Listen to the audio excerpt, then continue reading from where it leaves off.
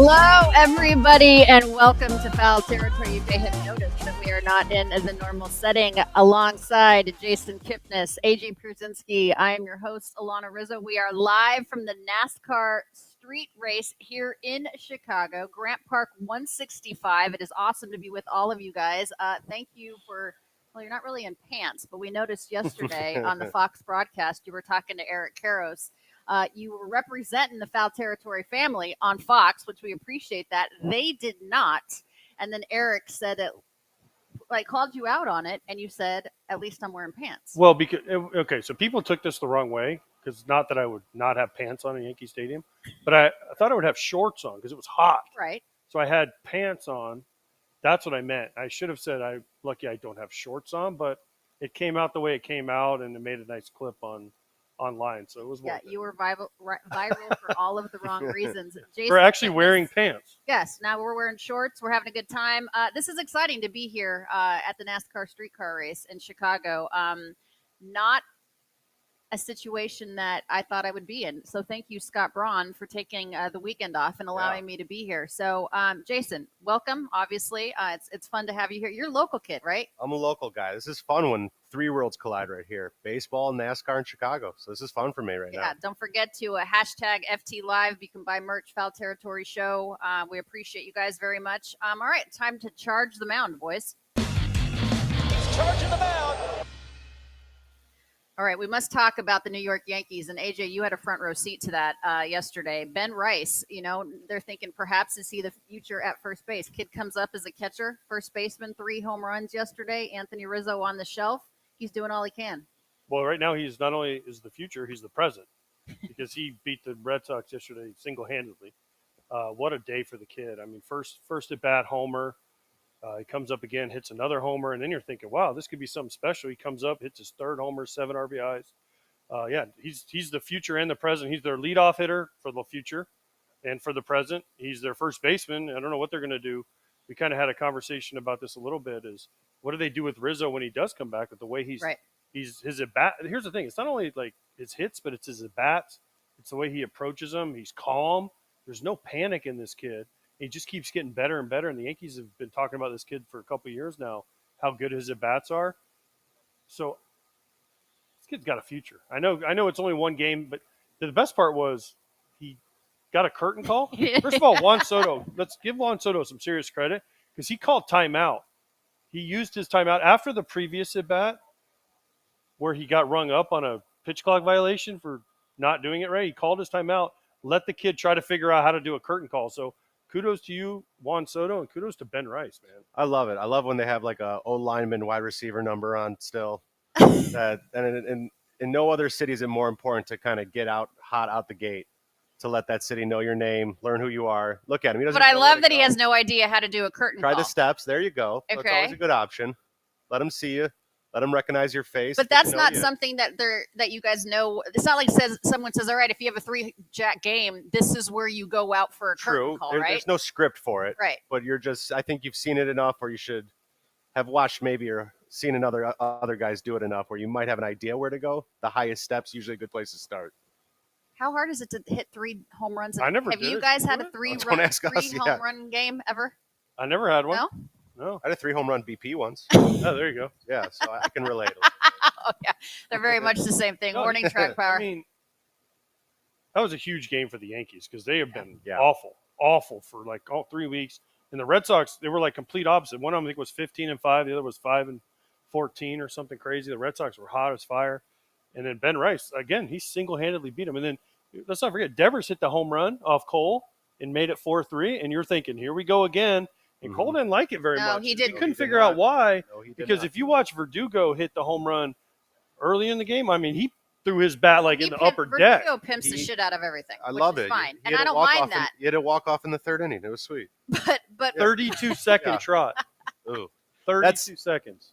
I get the underlying story, the backstory, where he played for Boston, the trade, everything like that. So I understand there's a little bit more to this than your average home run. It creates a nice little headline for us to talk about. But if your guys can pimp a home run, so can't can the other the team. Opposition pimp the same? Absolutely. Garrett Cole didn't seem that he enjoyed that too much. No. And you know what's funny is we had a close-up on Fox of Devers' face. He never looked at Cole. He hit the home run. He watched it. Everyone does that now. Yeah. I think that's just baseball nowadays. And then he throws the bat at it to his dugout. And he's like, let's go. And, Yeah. and I think there was two things about this. One, he was mad Cole gave up the home run. And then two, Devers owns Cole. That's the thing. At He what point owns do you him. throw up 4 fingers and not pitch to Devers if We you're talked Garrett about Cole? that. We talked about that too yesterday. I know. We talked about that on Fox yesterday, like with Jason Benetti. Don't let this guy beat you. Just don't let him beat you. It's like the Los Angeles Dodgers against Christian Walker. Stop pitching Yeah. to Christian Walker. Yeah. Like, what are we doing? Just throw up 4 fingers and let the man get to first base. Well, Devers owns a lot of people. Let's be clear about that. No, he didn't have 8 homers off guys. I understand that. But also the pitchers, I mean, Cole's sitting there with like 100-mile-an-hour fastball, and he's going to get you more times than you get him. So you can enjoy it a little bit when you get him. The at-bat before, there was a runner on second. I think it was 2 outs, and Devers was up. He threw him a heater, 98, and he goes, whack, and hits a piss missile right. Ties the game or gives him the lead, whatever. Next at bat, nobody on, like 1 out, nobody on. I'm like, just throw him 4 breaking balls and put him on first. And then he tries to sneak the cheese by the rat, and look at this. He never looks at Garrett Cole at any point. And I like that. If you I don't mind. Celebrate with your team. Do everything. You don't make eye contact. That's fine. Yeah. Well, Yeah. especially with Cole. these two teams. I mean, what does this say though about the Yankees? The direction that these two clubs are going. The Yankees have scuffled in the last couple of weeks. Well, Aaron Boone was not worried, obviously. What's he gonna say? Obviously. The thing about the Yankees is if you look at their lineup, 1, 2, 3 with Ben Rice, Judge, Soto, really good. You go down past that, even Verdugo, since he's moved to the cleanup spot, has been not good. Mm-hmm. We showed a stat yesterday on Fox that the Yankees cleanup hitters behind Judge this year have like the 5th lowest OPS of all time. Of all time not good. for this point in the year. So they're really struggling. And then you go down the list. LeMahieu hasn't been DJ. Whoever they throw out there, Glaber didn't even play yesterday, right? I mean, it is like, who are they going to play? And that's so the if thing. you're Cashman, is that your focus at the deadline? Getting a bottom of the order bat? You can't get a 5th the order bat. I mean, give the Yankees credit. They built a good lead. They've got a great record still. There's a lot of time in the season for multiple storylines to take place. They were off to a great start and the talk of the town for a long time. Now they're going through one of their skids. I think it's going to turn around. You look at it almost, I remember, as a good part. When nobody's going well, it kind of means then once everybody starts going, it's all going to be at the same time too, and you're going to start rallying off some wins again. So it's a long season. These things happen. What do you think about Judge's hitting coach critiquing the team? I hate it.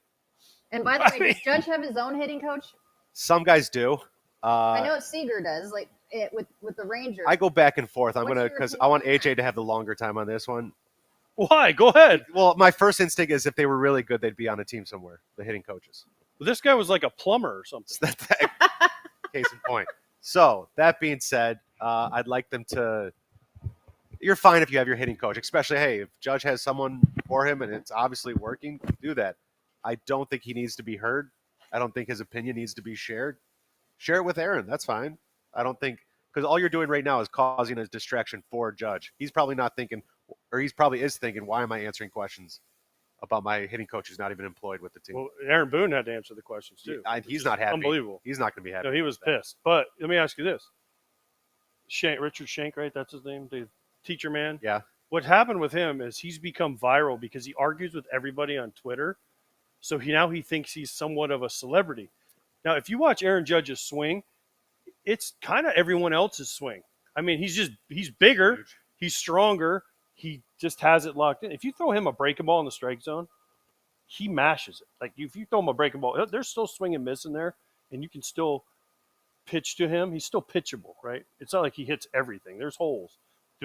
He's just shrunken the holes, right? And so, but his swing is very similar. And if you go on Twitter, which makes me laugh, and I have friends that fight with this guy all the time. He's like, you just don't see it. Well, no, we see it. We know what he does. He does the same thing that everybody else does. He's just bigger and stronger than everybody else. He's a freak, and he's awesome. Listen, Aaron Judge is awesome. The point is now Aaron Judge has to defend this hitting guru guy that's just with him. And not to say that the guy's not necessarily wrong about the Yankees hitting approach, but now he has to defend him. It's a distraction. But doesn't winning cure all? Does this go away? Always. If they start winning? If Judge hits, they win.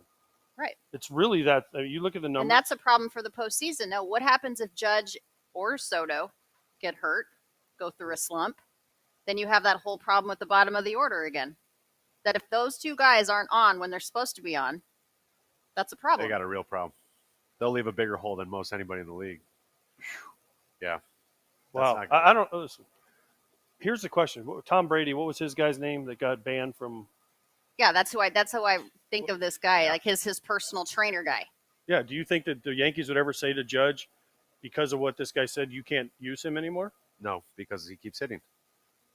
And you're still entitled the right of, when you're away from the stadium and off the stadium, you are your own person, and you can make your own choices and stuff like that. It easily, Judge can be like, oh, I don't use him anymore, and then still be going to him the entire time. Well, he sneaks away now. You know that, right? I didn't. He sneaks away and goes to a high school cage and hits with them on the places. Keeps hitting like this. Why would you ever stop him? I agree. Yeah. Tom Brady was winning rings, and they told his trainer to beat it. Again, winning cures all. If they're doing great things. With Seager with the Texas Rangers, that if that's what you want to do, and you want to continue to hit on your own and not be a part of it, that's fine. They win the World Series. They're not going to say a word about it. All right. We have a guest in a minute. We're going to be welcoming a guest here momentarily, Michael McDowell, as we are here, of course, on the NASCAR Chicago Street Race. Before we get to that, though, let me ask you a question really quick about Colton Brewer. And you can relate to this, Kip, because Colton Brewer punched a wall. Yeah. And now he broke his hand. I can relate to it because I might have fractured my finger one time, but not bad enough to go on the IL. And I've played with people who have done it before.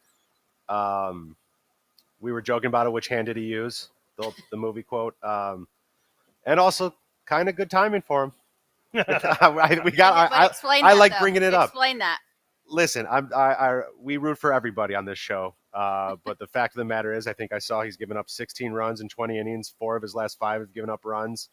There might have been some writing on the wall of maybe being sent down. I know he's put on the IL and called up with a broken hand, but hey, it's not the first story that me and AJ have heard of guys being circling the drain about to get called down and ooh, my arm hurts, or something. Now you're on the 60. Now you're on the 60 day, getting paid for 60 more days. It's a business savvy move. If you that'll get him through the end of the year. Business move. That'll get him to the end of the year. It's a good business move. A lot more service time. All right, we want to welcome in Michael McDowell. This, of course, we are. This is fun for us, Michael. Welcome to foul territory here in Chicago, because we're obviously a baseball show, but we're here at the NASCAR streetcar race from Grant Park 165. You are a driver in this race, and welcome to the show. We appreciate having you. And obviously sponsored by the Chicago White Sox, AJ Pierzynski, of course. Let's just say this: if he would have had the other team's shirt on, he would not. He would not be on this couch. Okay. That's right. If he was wearing Cubs gear. This weekend, the fans around here are very passionate, one way or the other. Yes, they're very passionate, and I've gotten both ways out there. So, but it's been a fun weekend for sure. This is cool because usually on start day, if you're a starting pitcher, you don't get to talk to the media. So you're obviously driving today. I mean, so what's that like for you in terms of how are we basically wrecking your routine right now, Michael? So this is our normal. Every weekend's like this. All the preparation that you do getting ready for the weekend, you do Monday through Friday. And when it comes down to race day, this is pretty much what you do. You're hanging out with fans. You're doing media obligations. We're interacting with the sponsors. We're signing autographs. We're, shaking hands and kissing babies. And so there's not like this routine where, you spend an hour and getting focused and getting ready. You really have to do your preparation before you get here. And then you got to be able to switch it on really quickly, right? Like when you get in and you click the belts in, you got to be ready to go. So that's kind of our normal. If the race is at 3:30 today, right? Yep. When you click that switch, you don't click it until you get in. Really? Yeah. That late? Yeah. Oh wow. Yeah, just because even that, like when you'll see today when we're doing driver introductions and all the things, like we're still hanging out with fans and with sponsors, and people are still talking and interacting with you. And it's not until you actually get in the car by yourself that you're like that moment. Yeah. Interesting. You're laser focused in. Yeah, I'm impressed because he only came in his White Sox shirt and hat. Like normally, we've all seen Talladega Nights. I thought Coke and his Wonder Bread and the whole thing. Yeah, the whole deal. I want to thank Coke and Well, normally I do. Normally I got a Celsius in my hand, but it was interesting listening to you guys talk. I don't know a ton about baseball, right? I didn't play any other sports. I grew up racing, and all I've ever done is racing. But when you're talking about punching walls, ripping down cabinets, You can understand that. I can understand That's that. the same language. Yeah, That same crosses. language. Most But sports I always understand tell my kids, like, if you're going to be stupid, you got to be tough, right? So, Nope. like, if you're What going a to punch, great way to put it. if you're going to punch a hole in the wall, you're still going to play. Yep. I don't care if Yep. you broke your hand or not. You're Yeah. still playing. So, Amen. all right, I have a question then, because I'm intrigued by this. Is racing a sport? Is it considered a sport? Yeah, for sure, it's a sport. I think that when you think about the athleticism of our sport, it's different, right? It's not about how fast we can run or how much weight we can push, right? It's how long we can stay mentally focused at 140 degrees inside the race car for 4 hours, right? And so I relate it more to like a fighter pilot, right? You're engaged in the battle and you're in war and you're like inches away from life or death mistakes. And so it's less of that one-on-one intensity or even that team intensity as it is about you being laser honed in on what you're doing and putting it right to the edge, right? Yeah. Along the lines of what AJ was saying, are you the athlete or is your car the athlete? Yeah, so that's a great question. Everybody will give you a different percentage of what's what, right? But it's very simple. You can't win a race without a fast car, and a fast car can't win a race without a fast driver. Without a good You driver, got to have both. But I've been on the other side of not having fast race cars, and it doesn't matter how good you are as a race car driver, you will not carry a bad car. Yep. And I think it's probably the same in all sports or all businesses, is that you're only as good as the team around you, right? And the car is a part of that team, right? It's an extension of that team. And so, yes, there are some standout athletes. Actually, I had this conversation with my cousin this morning. Kyle Larson is our star athlete, right? He is the guy, and he has been for the last few years. But I gave him an example of, you put him in this car, X car today, he's still going to run 20th. He's not going to win the race, right? And so you have to have that team and that program around you to be successful. What makes a good car?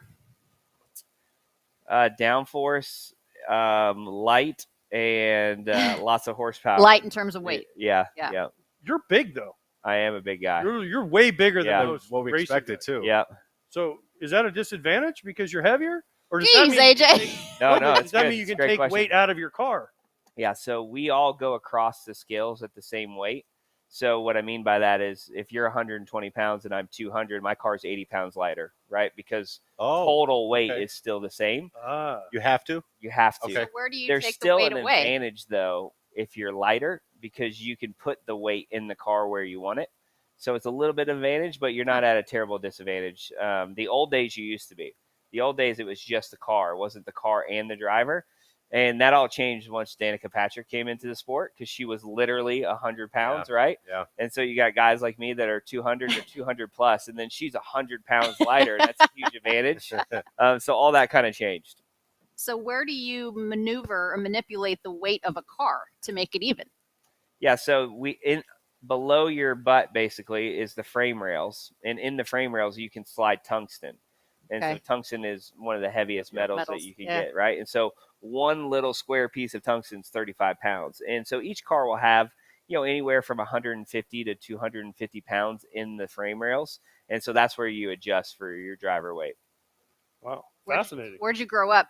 So I grew up in Glendale, Arizona. Okay. But I moved to Charlotte when I was 20 years old, so almost 20 years ago. And so that's home for me now, is in Charlotte, but from Glendale. And you said you grew up racing, so tell me how you got into this love and this passion, and at what point did you realize that you could make it a career? Yeah, so I think this is probably where racing's closer to stick and ball sports, is that you don't just happen to make it. Sure. Right? I started when I was 3 years old. I've never done anything else other than race. And so, by the time I was literally 9 years old, I knew that this was what I was going to do. And every weekend, every day, every spare moment has been applied towards that, right? So it is very similar from the discipline aspect of stick and ball sports, where it doesn't just happen.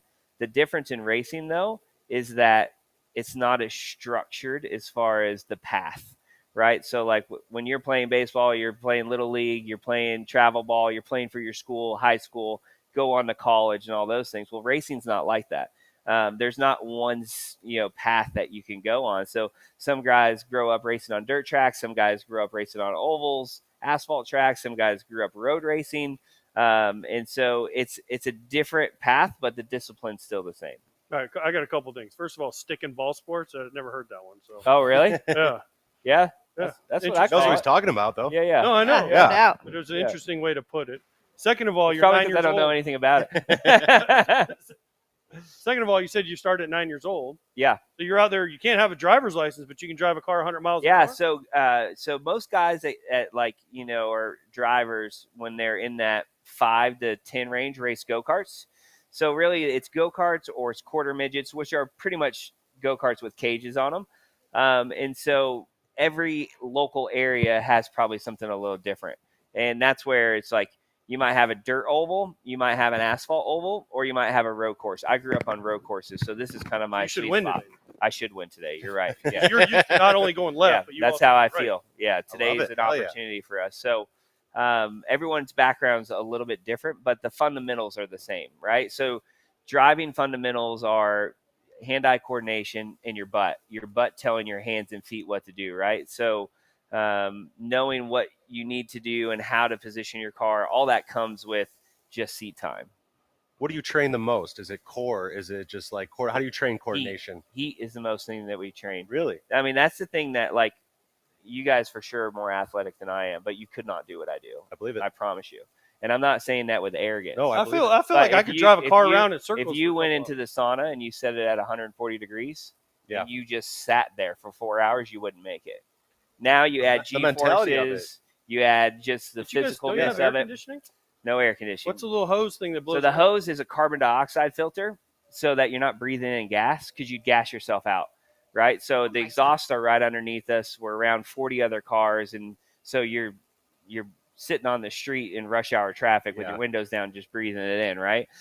So there's carbon dioxide, but it takes the ambient air, right? So it's taking air that's going to be 85 degrees today, and it's just filtering it out. And so we don't have an air conditioning system where you can set it Yeah. at 70. You It'll be 125 degrees inside the car today. want to be rich, invent an air conditioning system. It would be awesome. What if you That have would to be go to the great. bathroom, Michael? Typically, you don't have to because you'll lose like 7 to 10 pounds of water during the You're race. sweating and- That's Just a because great it's way so to hot. lose weight. But if you have to, you just go. I mean, it's not that big of a deal. I mean, you're Alana's like, hell no. yeah, you're already. I mean, you're both already of us are like, yeah, we soaked, get yeah. it. You're already Yeah, Alana's soaked, like, yeah. no. So, but that's the hardest part of what we do, and then just the mental focus that it takes. There's no breaks, right? Like you're not just every second you are processing a lot of information. And even though you have a little bit of a straightaway, even on the straightaway, you're still trying to hit your shift lights. You're still trying to get everything just right. So you never have that time to just relax. Yeah. So it's very high God, no. intensity for a long period of time. And that's probably the biggest difference. AJ was just saying he couldn't even concentrate for a poker tournament for long enough Yeah. to be in a hot Well, sauna it'd be a little driving different though if you're 140. in the car. Though. Yeah. Yeah. And just like anything else, though, you get used to it, right? Sure, Like sure. the best training is actually doing it. Yeah. And Always. when I first started as a rookie, I was, young and training super hard. And I was still falling out of the seat. It was so tough. And then after 4 or 5 years of you get acclimated to the heat and you Yeah, kind of get yeah. used to what you have to do mentally and from a hydration and nutrition standpoint, you start building and getting better and better in that area. So These guys have favorite parks to play in. I would imagine in your big league career, you love going to a certain park. Batter's Eye looks really good, just the way the field is. Do you have a certain track that you just love racing on? yeah, for sure. I think a lot of times it has to do with where you perform well, right? Of course, Yep. right? Yeah, the so better, yeah. I put them in like 2 different categories, like your favorite place where you enjoy it, Favorite member. and then your best place, right. right? Have And best so, success. yeah, my best place is Daytona. Yep. Okay. But my favorite place to go to is a road course called Road America. It's in Wisconsin. And just because it's beautiful. It's up and down hills, wide, green.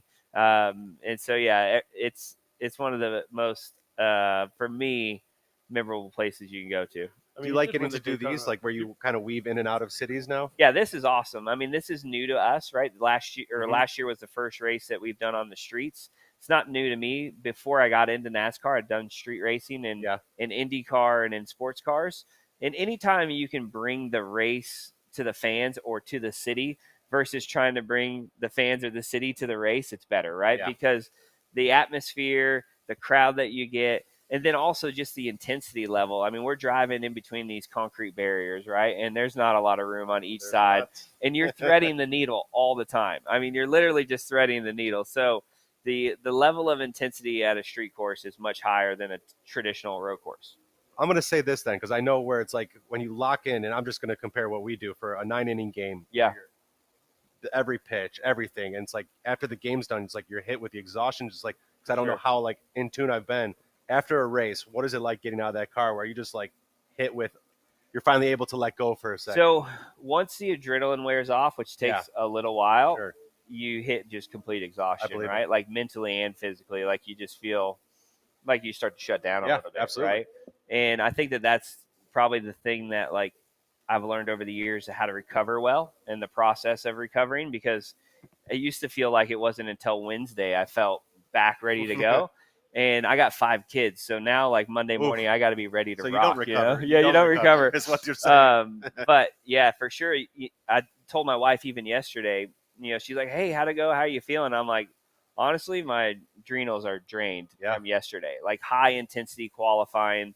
You're trying to get the fastest lap you can, and you're just literally. I hit the wall 3 times yesterday in my lap. Like just kissed it, kissed it, and so you're flirting with it. And you get done and you're just like, like you're just mentally exhausted. So it's pretty intense. But I forget the baseball movie. I grew up watching it. And this is what I use. Like when I get in the car, I say clear the mechanism.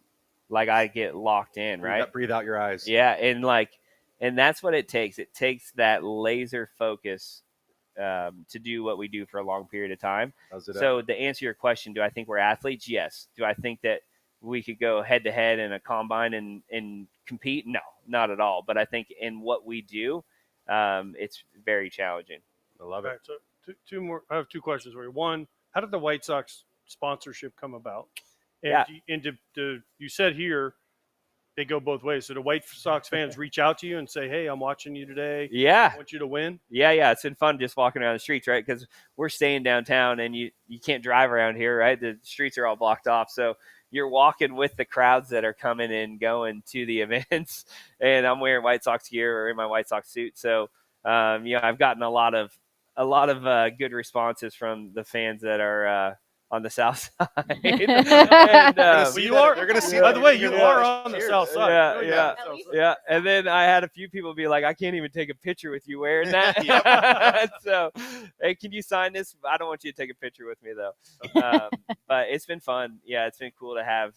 For how the partnership came together is, the Charlotte Knights are local to us, and we did a partnership with them in a couple races, and we did the All-Star race, and obviously the Knights are a part of the White Sox organization. And so that all kind of came together, and the street race being here, it was a really good tie. So, but sales team, marketing people, they all kind of handle that.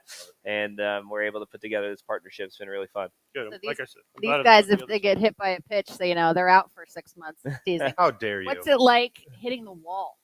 Yeah, it hurts. It's got to, right? Yeah, I've never been hit by a baseball or a baseball bat. But neither feel good. Yeah, I think our sport is fairly safe. The cars are safe from like those catastrophic hits, where you're not worried about anything coming through and penetrating you like the old days and things like that. But it rings your bell. I mean, you don't feel good, and it hurts. And I mean, there's wrecks that I've had in my career that I still feel today. Really? And so your body takes a beating in this sport, just with the G-forces and the roughness and the bumps, and when you back into the wall, what it does to your spine and your back. And it's a tough sport on the body from that standpoint, because the impacts are big, right? And anytime you're doing 200 miles an hour, and whether it's racing side by side and somebody makes a mistake or you have a failure, they hurt. But the sport is definitely in a good place as far as safety goes. Good. Yeah. Okay. Good. All right. So 2 real quick answers. One, Jason says that his legs get numb if he sits on the toilet for too long. So your legs go numb when you're racing for 4 hours. So your legs don't go numb Yours. But they do seize up Okay. because your hips are locked in kind of with the belts and everything, right? Yeah. But you're working your feet a lot. So you're not working your legs like this, but you're working your ankles and your feet, and your hips are sort of locked in. And so when you get out, you have a Charlie horse in both hips. You're just like not locked scrolling up. Instagram. Well, Yeah. Okay, so that leads me to my next question. You won Daytona, Yeah. right? So then after you win Daytona, you do the donuts, Yeah. and then you got to go spider monkey up the Yeah. thing, right? Adrenaline takes care of I was everything. going to say, if you got Charlie horse, how do you Yeah. climb up the thing? It's like halfway. Just Yeah, and you're like, oh. You'll see here though, this is more physical. Street racing or road course racing is more physical in that aspect because you're always using the gas and brake. But like at a place like Daytona, you're pretty much wide open for a lot of that race. Here, you're constantly going as hard as you can to that brake pedal. So when we press the brake, it's not like your street car that has power assist. Mm-hmm. It is a rock solid stop that you're hitting, and it only travels based on how hard you push it, right? Yeah. And so you're pushing it with all of your might, everything you have. And you're doing that, 15 times a lap, and you're doing it over and over. So when you get done with these races, your legs spent. are shot. Your legs are spent. Yeah.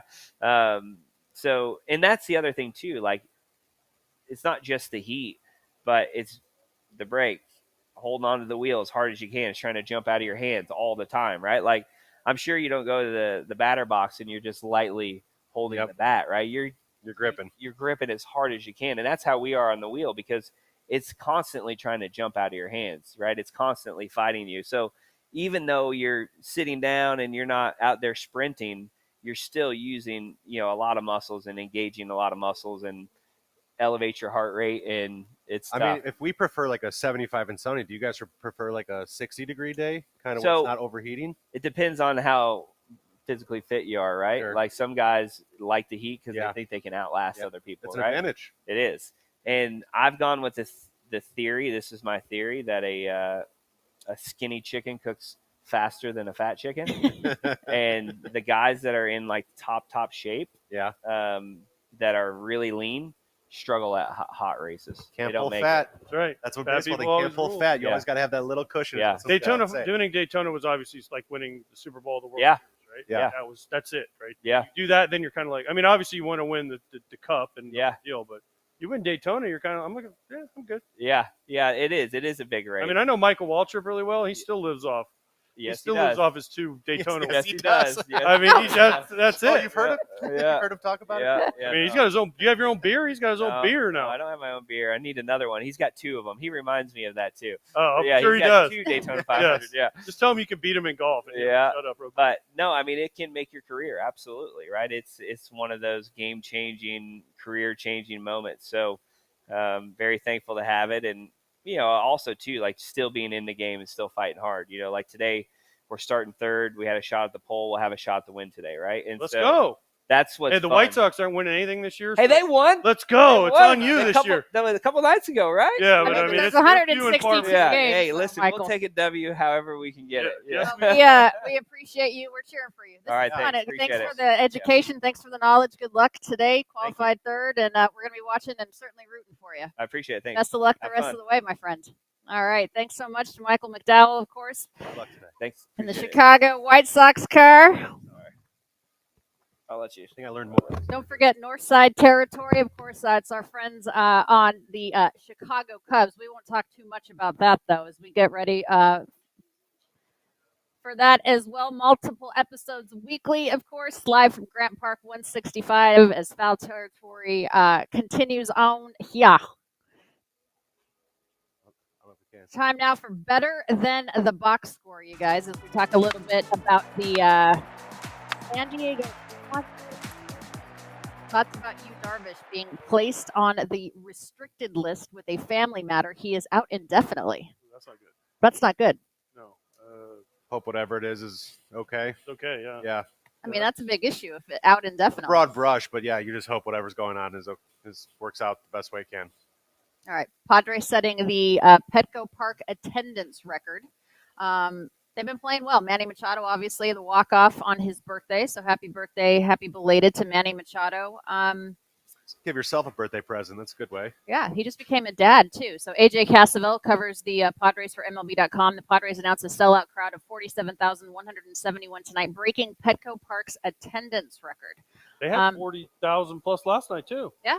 I mean, that's a fun park to play at. Great It's park. a beautiful park. It's a great city. I love San Diego. Just said it's the one ballpark I never got to play in. Yeah, I Hi. can't believe that. Just not scheduling wise or something. Schedule. Should have played in the National League. Yeah. Did you see the other night when Manny hit the walk-off? The fan? I How do about- How do about not want fans jumping on the field. Yeah. But he got taken everybody down? gave him a handshake, and then he got trucked by the security right after. Security had, I mean, but then people were saying that was Trevor Bauer trying to get back in the big leagues. Leave it to the internet. That's Leave it to the internet. got smoked. He got absolutely smoked Uh. by the security. And Manny didn't even know what to do. He was like, oh, then he's on the ground. Yeah, 2 Manny seconds didn't know later. who he was. He's just You like, see, I I mean- hit a walk-off. It's so nonchalant though when you see it like in soccer though, whether it's a Messi or something. Guys run on, they have time to take a picture and then get escorted off. You come on a baseball field, you have a truck sticker. Why? for What is the incentive? I- To say that you did it? Yeah, Stop. Pretty much. don't do it. Just stop. Yeah, I agree. I agree. It's not worth it. Do the Padres have a chance? Let's take a look at the NL West. No, They're not winning the division. obviously yeah, not with the chance Dodgers. for what? No. They need Musgrove back. They need Darvish to come back from whatever he's dealing with. They need. And that out indefinitely. That's not good. They have a chance. Definitely have a chance because the National League isn't very good. They're not catching the Dodgers. No. No. Giants haven't played up to their potential. Diamondbacks haven't played up to their potential. But there's a lot of Braves and teams in the Phillies. National League fighting for that wild card Braves and spot. Phillies, Braves. So you can name Braves, Phillies, Dodgers are going to be in. Yeah. Okay, and then the fourth one's going to be the Central winner, which right now looks like Look Milwaukee. at the wild card right now in the You National go League. to this. I mean, how are they not? Diamondbacks maybe make a run. Mets kind of going to be a 500 team, we think, right? Giants haven't lived up. Will Pittsburgh do anything at the deadline? Cincinnati's been underwhelming. I will say that third wild card spot though really does make it for a fun race for the rest of the season. Agreed. It keeps a lot of teams in there.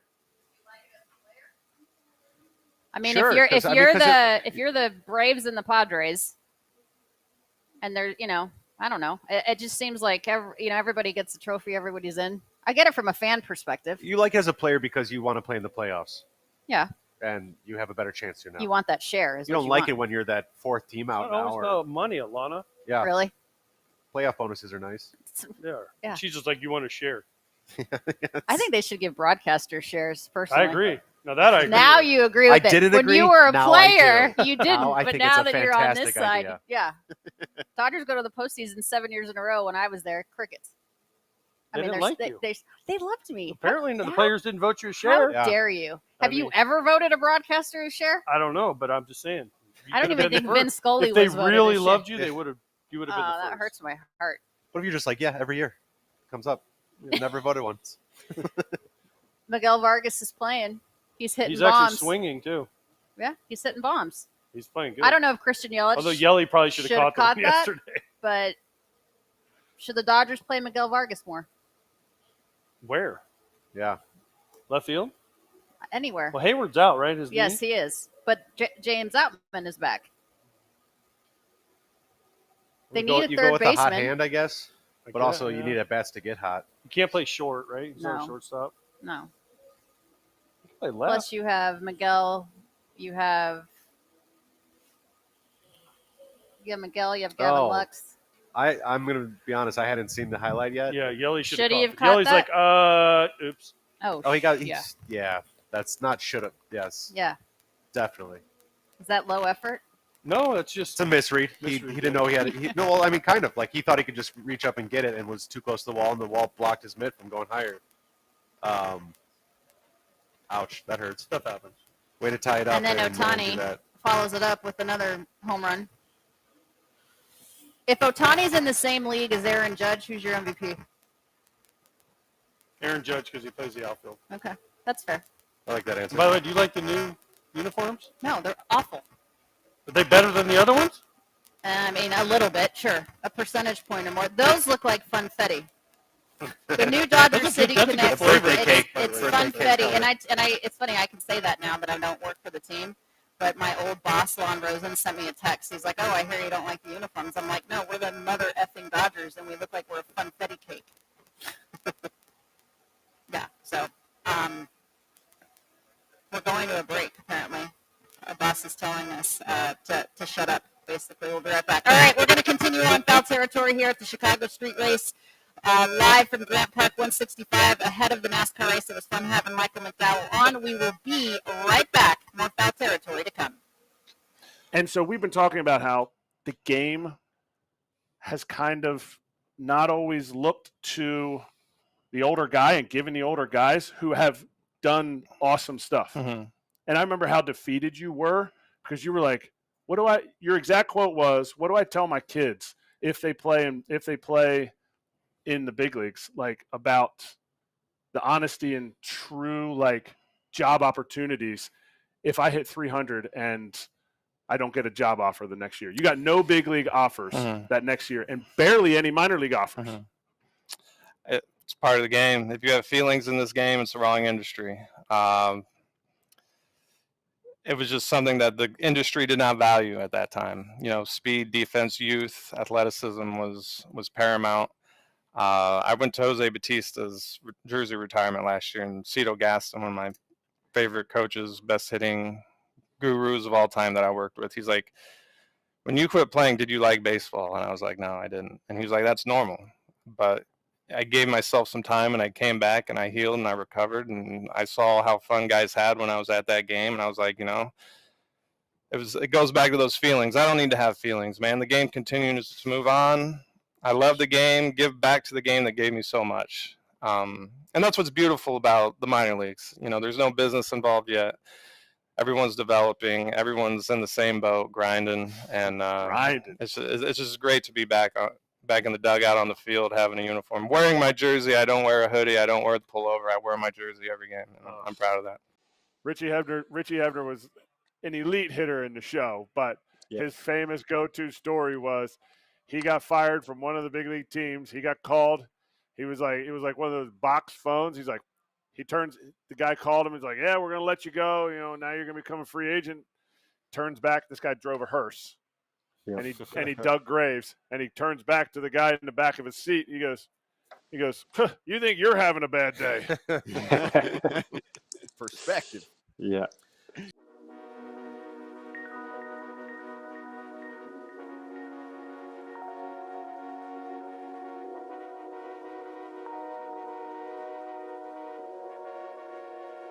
Welcome you back here to Foul Territory, live from Grant Park 165. The race is about a couple of hours away. Looking forward to that, watching that with these guys. I've not been to a NASCAR race before. I mean, a long time ago in Wisconsin for like a hot second, but never to be able to see it like this, like streetcar race. So I'm looking forward to that. So you never went spring training when you were out in Phoenix? No.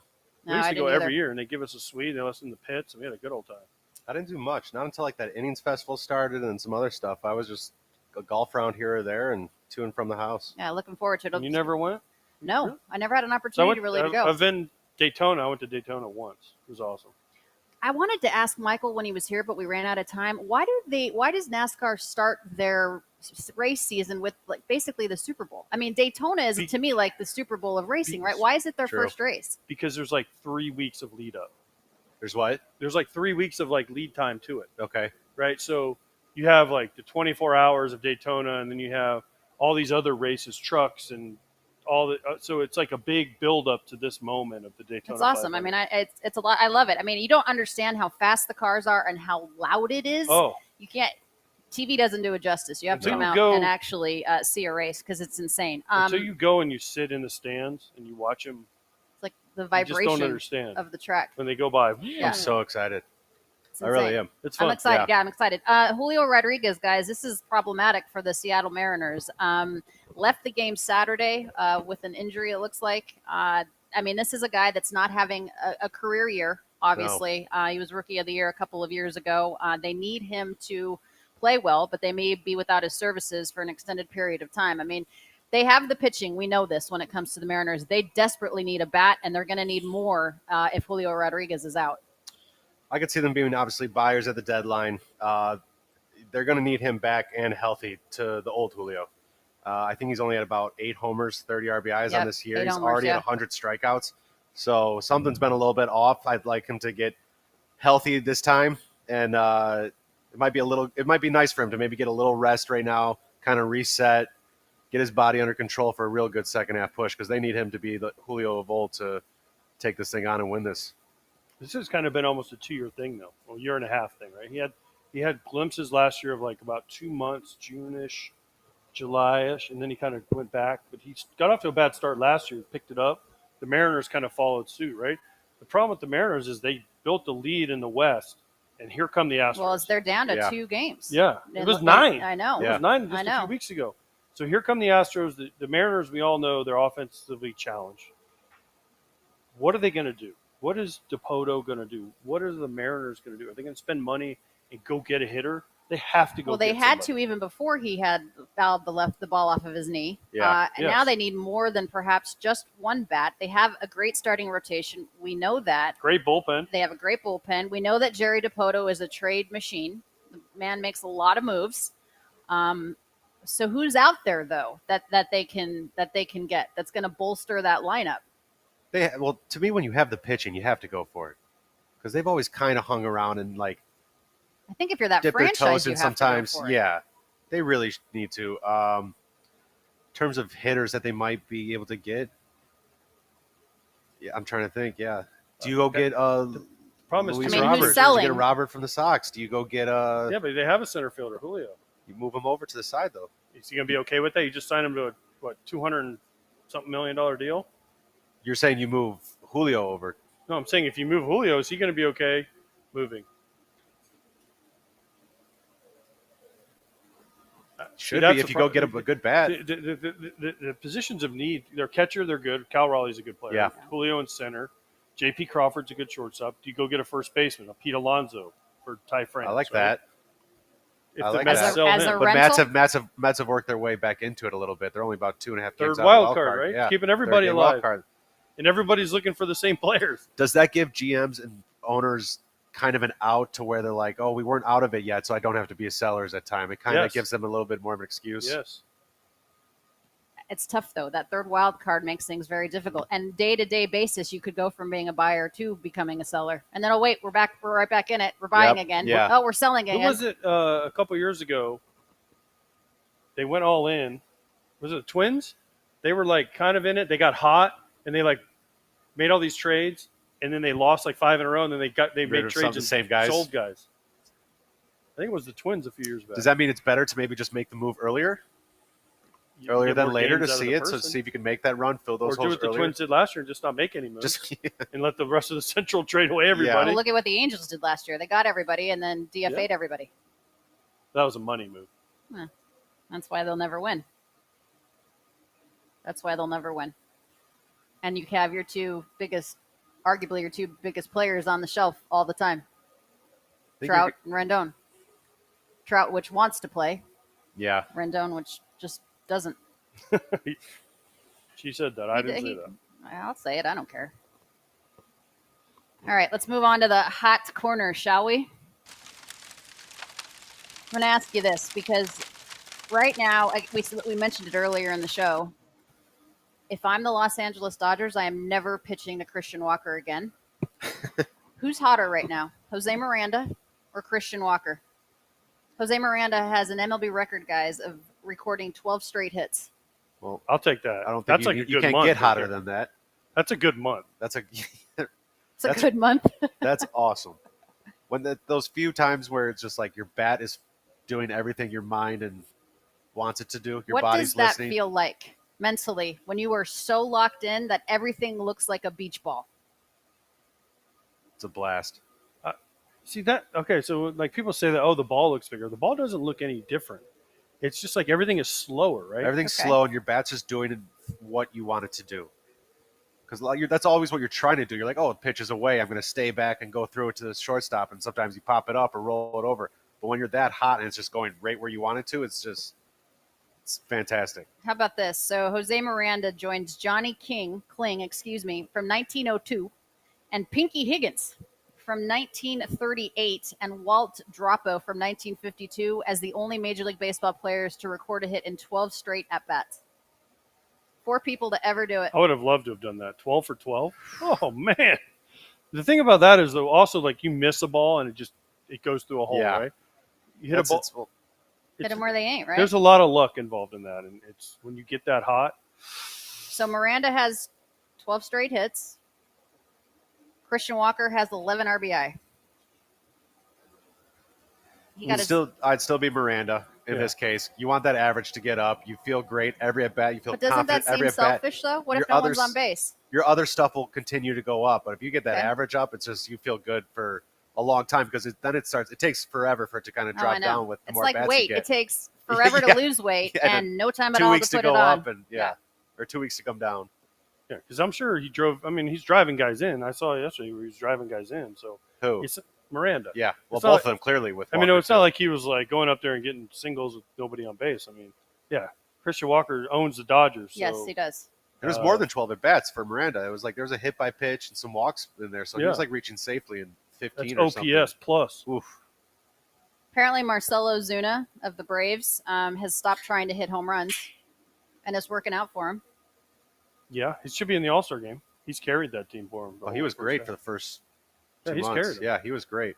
I don't think Atlanta wants him to stop hitting them. No. Maybe just stop trying to hit them. Okay. Rarely do He you had a hit homer them. and a double Saturday night, made it his 8th game this season with multiple extra base hits. The only players with more: Shohei Ohtani, Bryce Harper. Exactly. He can change the game with his swing. By the way, this is the world getting back at me for what I said about Anthony Rendon, which is fine. I don't care. Apparently, Ron Washington just said that he could be back tomorrow. Reverse Whoa. psychology, it worked. So I don't know if they were listening to us, watching Foul Territory in their, I do in their, wanna play. in their clubhouse. But Is he not doing rehab? Because it says that he just faced live pitching, and now he's out for how long? He doesn't do a rehab. Ron Washington said he could be back tomorrow. So let's see. Pulling up Wow. this tweet here from Rhett Good for him. Bollinger. Anthony Rendon hamstring faced live pitching on Friday. You were right. And Saturday. He said he could be activated from the IL tomorrow. Ron Washington said plan is to start him at third and then DH him the next day and continue that pattern until he's ready for everyday action at third. I guess how far are the Angels out? The Angels they're they're out. out. They're way out. out. You could do your rehab at the big league level, I guess. Then. Okay. That's when it's. I when mean, you're not they are. in a race. Let's see. Hold on. The Angels are 10.5 out of the division, 11 out in the wild card race. I was going to say I want to see him get back into it, whether he wants to or not. That's his own prerogative, but because So am I he was so misreading good, him? he was fun to watch when he Am was. I'm misreading him then? You're reading exactly what he's given quotes of saying. I'm just saying he was a fantastic player when he was He on. was. He was one of the more simpler swings we'd watch, like just strides and hits the ball where it was pitched. So I'd like to see him get back to where he was because I was a fan. Yeah. I mean, I just want to see him on the field. Yeah. me too. I would like to see Mike on the field too. Trout. Yes, of course. I feel badly for him. What was the question? Yes. Feel bad for Trout? I do. Yeah. Yeah. I feel bad For a for while baseball. now. I feel bad for Trout. Trout tries, and Trout Wants to play. I mean, Trout's like crying when he goes Right, on the IL. Right. Right? No, Like, I agree. You don't see that from the other guy. I know why they're not going on rehab. Why? There'd be more games he'd have to play, and there's too many games. So Okay, you can say that. All right, we have our next guest here, of course. We are in Chicago in the South Loop on the South Side. We have White Sox Dave from Chicago Barstool joining us now. Great to meet you officially. What's Great going to on? see you. Buddy, I good to see ya. love your shirt. How are Sell you? the team. Sell the Is team. that what we're doing? That's the bulletin board? This is the only support they get. I've gotten to the point, I was just telling them outside, where I don't even like wearing White Sox apparel merchandise of any sort because I don't want to incite conversation about that team right now. This even incites conversation because it's like, oh, these guys suck. I hate them. And it's like, yeah, I hate them too, but I don't want to talk about them. All right. But this is a statement right now. But one you can get we behind. have Wait, to. wait, hold on. We have to talk about them. This I is mean, the yeah, White yeah, Sox, yeah. right? No, Your name is know. White Sox Dave. What do I you am mean? saving it for this conversation right here. Oh, okay. Well, now I'm nervous. See, listen, Jerry's a friend of mine, so Yeah, I know. he's going to do whatever he wants to do because Of he does course. own the team. And, He's aware. So seeing that shirt, I get it from White Sox fans, but he's also done a lot of good things around here too. Let's not forget. Go on. I've heard through. I mean, he did win 6 championships with the Bulls, yeah, and he did win one with Yeah, the but Mariners. this 30 years ago. He's 20 not White years Sox ago. Bulls. Yeah. He's White Sox Dave. Won a World Series. I for the know. White I'm a Sox. Chicago fan Bulls through and Dave. through. And they I both understand did. the Thank 6 you. rings with MJ and Scotty and Dennis and Ron Hart and all those guys. I understand 2005. It broke a 200 season curse in Chicago baseball. Thank you for that. But the last 20 years have been it's embarrassing. It really is embarrassing. Like as someone who's kind of at the forefront of being a White Sox fan in media, like 4 or 5 years ago, I was thumping my chest like, "Oh, look at us Yankees. We're gonna be we're the new kids on the block. We're here for good," and that did not happen. And I'm like tucking my tail, and it's gross. What they've done is gross, and I'm grossed out of baseball as a whole. All right, White Sox Dave. Wait, Why not would just you White sell Sox? him? What would you do if you own this team? Yeah. Go ahead. They could have doubled down last year. So when they fired Hahn and Getz Hahn and Kenny Williams last summer and hired Getz, he said he wanted Getz in there because he knows the organization. It's going to be a 1-year fix. It's going to be quick. Like he doesn't have a lot of time left. Jerry's speaking. He goes and guts payroll by 70, 80 million. We saw what happened to Texas a couple years ago. They doubled down after a bad year. They went out and signed Corey Seager, Jacob deGrom, a couple other guys, and World Series champions. Winning is not at the forefront of most ownership, their brains. And as players, as former players, I know you guys empathize with that. Yeah. Let me ask There you should be this. more Steve frustrating. Cohens and more Los Angeles Dodgers ownership groups Ballmers and not and less Cohens. of them. Yeah, I agree with that. What do you say to this, though? What do you say to the White Sox that say back to you fans that say, come out to the games and we'll have more money to spend? That's absolutely unfair. That's unfair. And everybody knows the stadium deal. I mean, this is all public record. Everybody knows that he's paying pennies to rent that stadium from the Sports Authority or the IFSA or whatever it's called. Like the fans don't matter to them. That if they hit that 2 million threshold, then they start paying taxes on the tickets. Winning is never at the forefront of Jerry Reinsdorf's brain. That's secondary. If it happens, great, but it's not there. The competitiveness is not there. It's disheartening as someone who loves the game of baseball to know that you care about winning more than the organization, like the people in charge of building an organization care about winning. All right, so who would you sign? If you were Chris Getz, what would your moves be?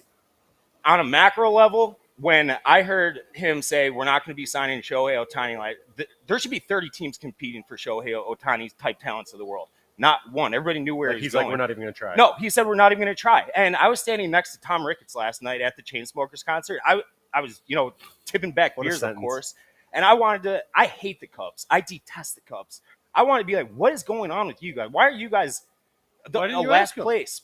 Because I don't want to ruffle feathers. But that's the entire time I'm sitting there trying to have fun at a concert. I'm looking at you guys are in last place. You're the Chicago Cubs. You should be the Midwest Dodgers, using your financial might to bully all these little flyover cities like St. Louis and Cincinnati and Pittsburgh. I don't want to ruffle Wait, feathers. your buddy. Cardinals have a pretty That's good, what they should pretty be good doing. history. That's a what pretty they good, should be doing. Am I fan wrong? base. No, And you're they right. don't. Your You're buddy right. does You're have right. a Cubs hat on over there. So Yeah, you guys hang out together? You see, I don't hang only out with Cubs contractually obligated. fans. I don't hang out with Cub fans. Let me ask, I only let do me- when I have to. let me ask you this. Yeah. Right now, the White Sox are in the conversation because everybody wants to pick apart their team to get the guys that are buying. So that being said, who would you build your team around? Are you keeping Crochet? Are you keeping Fetty? Are you keeping Luis Robert Jr.? Who are you building your team around? So Because they're I all watched trying to be Garrett picked Crochet apart. pitch, and that is a guy that has absolutely nothing going on in his brain other than get the ball, throw the ball, and get outs as quickly and as efficiently as possible. That is an ace of that's a left-handed Justin Verlander. It's actually an amazing thing to have going on. Exactly. In your brain. Yeah, that's But a good can You build watch a him, he team just gets the around ball. He's like, one- oh, he's like a one big pitcher. dumb hillbilly. And I say that in a good way. I love Just- that kind of pitcher. That's the exact type of pitcher you want anchoring your rotation. And we're talking about trading that. That is someone who should be a stud for you for the next 10 years.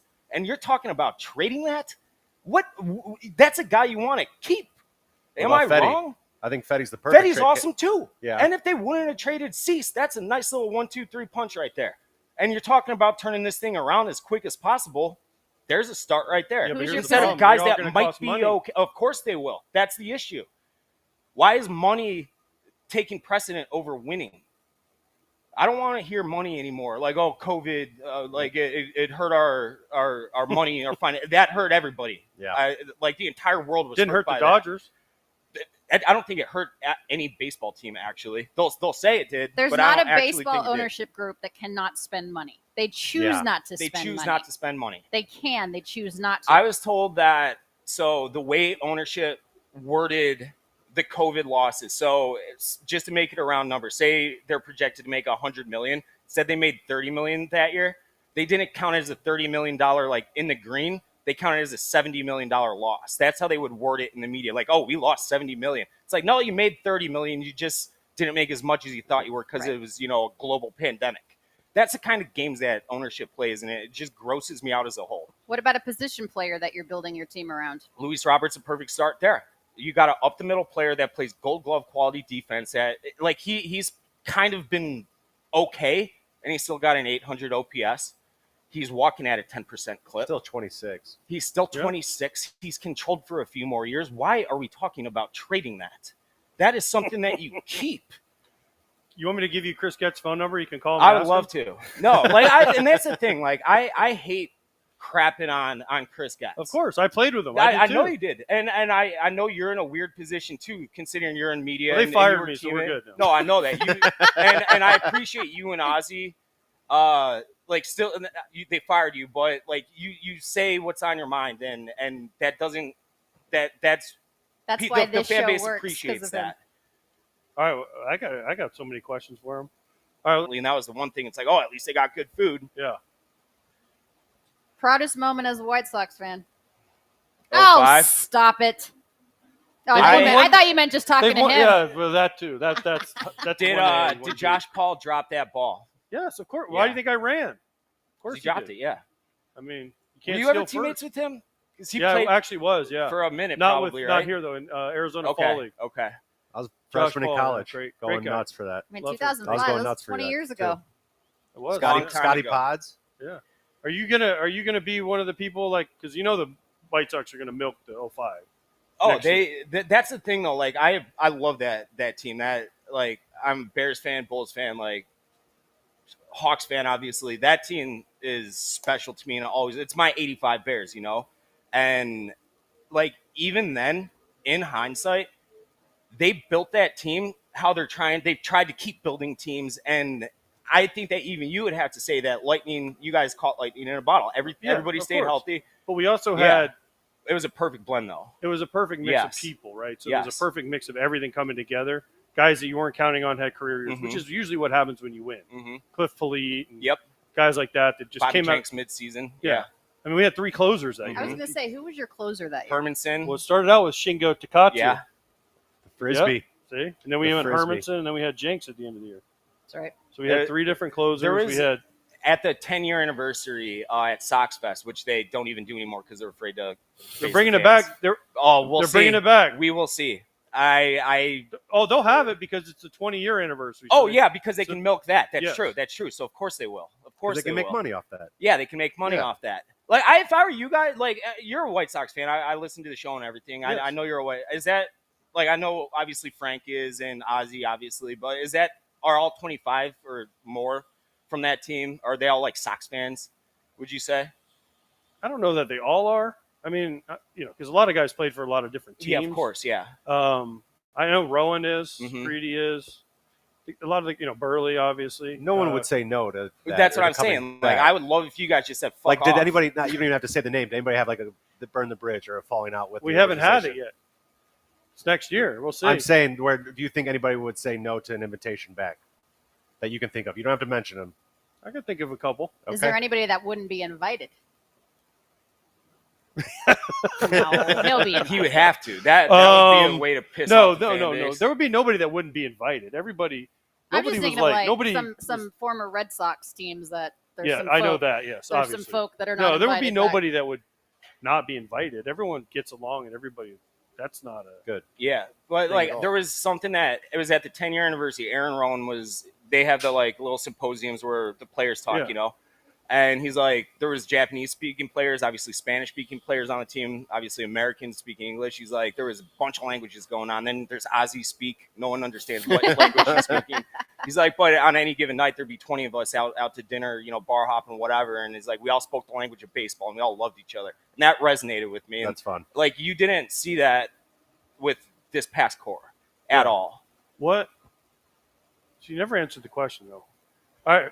Free agency this year. There's a lot of free agents. Who would you Name want to some? sign? Who? Who do you want to sign? I mean, Sale's a free agent. Obviously, that bridges No, Flame that's on. not That's happening. not That's happening. not There's some this year's free agent classes. I don't know off the top of my head, but And we all talk to pitcher. people Do you and want pitcher or do you want a hitter? they need offense. Okay. But I know what they're But going if to you do. trade Crochet and Fetty, then you need pitching. I want them. I want a glutton of an excess, a surplus of talent. Where Colson Montgomery and his 35% K rate in AAA right now in Charlotte, he has to earn that position, and he's not just handed that position. And that goes for everybody. But that's the problem with the game today. They're bringing up guys from the minor leagues that don't have the experience just to get them up to the big league level because they don't have to pay them. I think that's going to. I wouldn't be surprised if he's up after the deadline, even. And he hasn't earned that promotion, in my opinion, thus far. But I mean, I have heard that they are going to be slashing payroll again next year. They lose a lot off the books, so they're going to be signing players. Here's some of your guys. Here's some of your options. Okay, if you're not going after Ohtani, you're probably not going after Juan Soto, but he is a free agent. Alonso from New York. Willie Adames from the Brewers. Hoskins, Christian Walker, Santander, Corbin Burns. Bregman, who's probably not going to sign long-term That's a in lot Houston. of really good players right there. Yeah. That's a start. That's but a you just hell of named a 5 team. or 7 players right there, and I know that the White Sox will not be on a single one of them, and to me, that's an issue. they did try though. They tried. They Wheeler. tried. They tried with Harper Machado Yeah, allegedly. they sure did. They sure You also did. have to want to. You also, if you're a player of that caliber, you have to want to play in that city True. and for that team. See, that's another thing. So you have to. I would imagine, as you guys would know far better than I, if you have your choices of where I'm going to go as a free agent, what makes the White Sox appealing? It's not high up, So tell me why. and it's Why not. is it It's not. high It's up? not because of the fans. It's not anything like that. Well, I mean, it's just that the fans are frustrated, rightfully so. But it's like, why would you want to go play in front of like 7,000 to 10,000 when you can sign for the same money and play in front of 25,000 a night? Why would and But be it in a also playoff didn't race? always used to be that way. True. With That's Chicago. like we saw the Right? Lurie Garcia Yeah. game a couple years ago. Another blackout game in 2022 was it right? 2022. It's not far to say people Oh, will show up for playoffs, and they show Yeah. up great for playoffs. Yeah. White Sox In great. 06, they averaged like 35K a game the year after. Yeah. I mean, if you build it, they will come. Yes. Obviously, that stadium and that part of you're a Chicago guy too. You're Yeah. born and raised here, so you get it. Like it's not a hangout area. It's not Wrigleyville, No. and it's not gonna unless the team's good. Unless there's a reason to go and watch a team, there's not gonna be fans there. All right, so 2 things. One, we did a poll a couple weeks ago. I don't know if you were on along. Yeah, I was. They, I was they with you. polled Yeah. players, and the White Sox were like the least desirable place Yeah. to go. I mean, it was like Oakland, Mm-hmm. Chicago. Yeah. You're like, Chicago's awesome in the Yeah. summer. So what are the White Sox? Again, I'm not around every day. So what are they doing? And I don't know how to fix that part of it. Like, what do they do that every other team doesn't do? That's what I don't understand. Like you played for the Cubs for a few minutes. And like I said, born and raised here. If you're on the White Sox, you don't have to live in Bridgeport. You can live right here and experience Chicago in the summer and the greatest summer city in the country and all that just as easily It is a as great if city. you played for the team 8 miles north or whatever it is.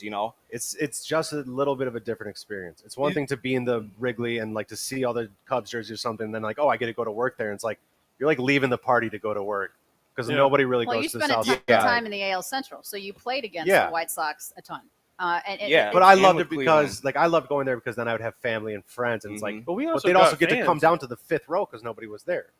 Yeah, but when I was there, we got pretty good fans most of the time, Well, most you every guys- year. Again, we you would still average had- 20. They were always yeah, good you guys though. were still good though. Yeah, we were still trying. You're Yeah. still trying. You and Paulie and all these. It was a fun team. So then, what do you do? Because you can't. You got to try. You have to win. No, but okay. baseball So I'm going to go games. counter argument. If you're the White Sox organization, what do you do? Because you can't build anything like Wrigleyville and Bridgeport. They won't let you. Mhm. So you have to move your stadium. Do you go Down to the street. Arlington? Do you go? Down the street. Yeah. But what if the Bears say we want that?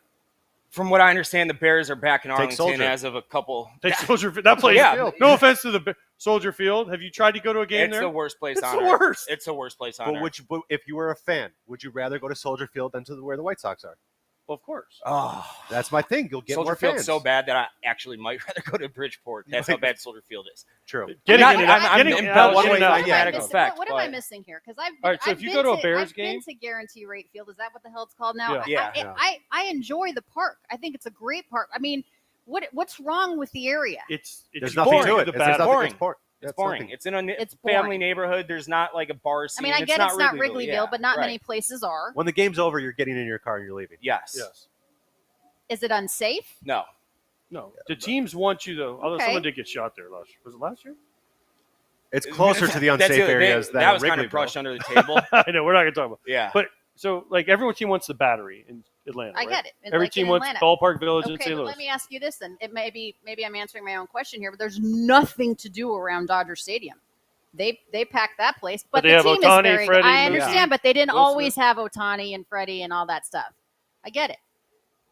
I don't know. Dodger Stadium around it is boring as hell, True. and it's very difficult to get I in. think you're and it's arguing the very exception to the difficult get rule, out. though. As a whole, I mean, they're the Dodgers. They're the They West win. Coast Yankees. You know, they're going to fill it no matter what. They're not And the West Chiefs Coast are- it's Yankees. hard to get in They're and the out of there, Dodgers. They're the Dodgers. Actually, I like Do that. I not hate talk the about the Yankees. Dodgers in front of Alanna. She will cut you. I like that. Turn I the like page. that.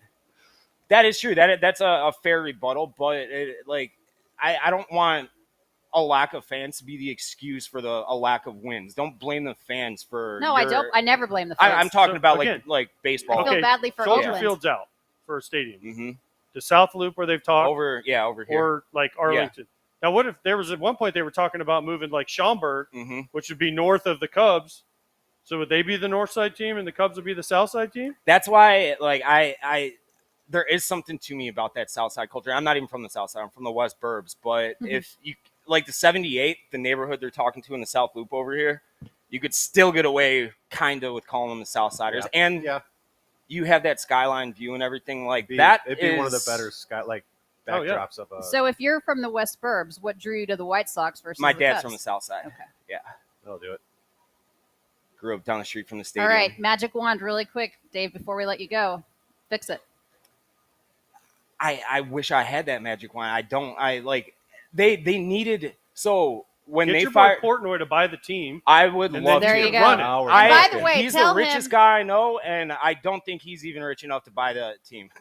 He could start a group, Tell- and he's so competitive. He would spend money like that, like Steve Cohen. He would want the White Sox Well, he would just because bet that's it. his name, that's his legacy. You know, Yeah. he would want those championship banners. Call him up. Let's go. I would love to. He'd listen to you. He won't listen to me. He would listen to you though. Tell Portnoy and Miss Peaches to start following my foundation, and please, I will. from the bottom of my heart, tell Dave thank you for being Yeah. such a proponent of rescue. That's massive. I Hold on, I know take he's gotta pride in go. that too. But why does he online? He kind of takes shots at you. Is that like All a the thing? time, yeah. He likes having his little punching bags, and And you're one of them. I'm You're one okay of with them, that? yeah. You're for dude. You're South Sider. We stand up to that. We don't take that. Why don't you fight back? He's the One boss. of the paychecks. Yeah. Paychecks on the line. Same reason. I don't know. Yeah. Or did you go up to? I bet. Was there any? Because I know Ozzy and Ozzy's family at this point. But was there any? Did you guys ever get into it in the dugout? Who? Ozzy and I? Like you, just players and Ozzy and Ozzy. Of course. Yeah. Yeah. And that I feel like that bred success probably. Yeah. We would tell Ozzy he was an idiot, and he'd tell us we suck, Yeah. and then we'd Mm. laugh about it later. And then you go and win a I baseball told game. many and- times yeah. on this show that Yeah. there was more times where I had to go into the clubhouse and there was a fight, like in the manager's office with coaches, front office, owners, players in his office, and then afterwards everything was like, "Oh, we're good," but we would at least just yell it out and move on. And move Winning on. cures everything. Yeah. You guys would win. I That's miss why. those years, man. That's when you won. It I was wish fun. we could turn the page on them. It was awesome, but get that again. Recapture Yeah. that. It'd be It fun. doesn't have to be that barren, desolate wasteland that it is right now. It really doesn't. Oh, It Dave. doesn't. You need a hug, don't you? You need a hug. It lot of ruins Sox my fans do. summer. It Yeah, ruins right now, my trust summer. me. It ruins my summer. You shouldn't let it because it's beautiful out there. It's beautiful. I can't. Well, I'm attached. I can't get up right now. Thank you. I'm sorry that Thank you guys for you're having so me. bummed. We're glad Thank you we- for letting me vent. It was like a Yes. therapy I was session. gonna say you got on our couch and you let it all yeah, out. like Thank you. just close See you my next eyes. week, Yeah. same time. Same time. Yep. That's $500. I was about to buddy. say $500 an hour. We got good health insurance. I think that covers it. Thanks to Portnoy. All right. All right. Thank you guys. No, man. No, that was Nice meeting awesome. you. Thank you guys. We appreciate you. Thanks so much. All right, guys. We're coming back in a moment, right after a quick word from Scott You Braun guys and sticking Eric around for the Kratz. race? Yeah. Awesome. Eric Kratz here from FT. I'm a former athlete that really pays attention to his routine. And AG1 every morning before my workouts is something that gets my day going. Hey, Braun here. AG1 is a foundational nutrition supplement that delivers daily nutrients and gut health support, and it's backed by multiple research studies so you can trust what you're putting in your body. Unlike other products which only test their ingredients in isolation, AG1 tests their formula as a whole. Ready for this stat? 97% of people in a research study felt more energy after 30 days of drinking AG1. If I had to recommend one product to support whole body health, it's AG1, and that's why FT is excited to have them as a new partner. Starting your journey with AG1 is a win. Try AG1 and get a free 1-year supply of vitamin D3, K2, and 5 free AG1 travel packs with your first purchase at drinkag1.com/foul. That's drinkag1.com/FOUL. Go check it out, FT fam.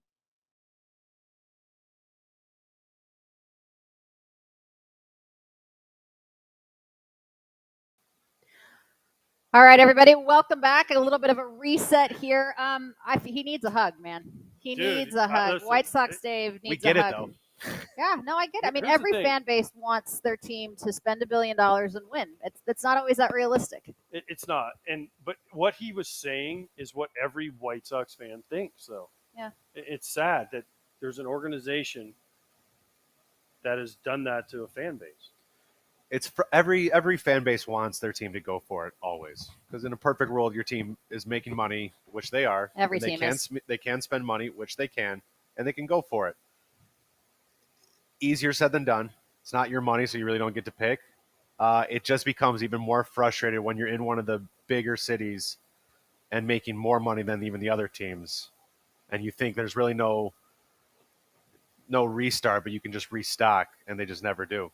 I feel like That kind of goes White for both Sox sides right now, both teams. feel perhaps like the Angels do in Los Angeles. You're always kind of like the little brother to the Cubs or to the Dodgers.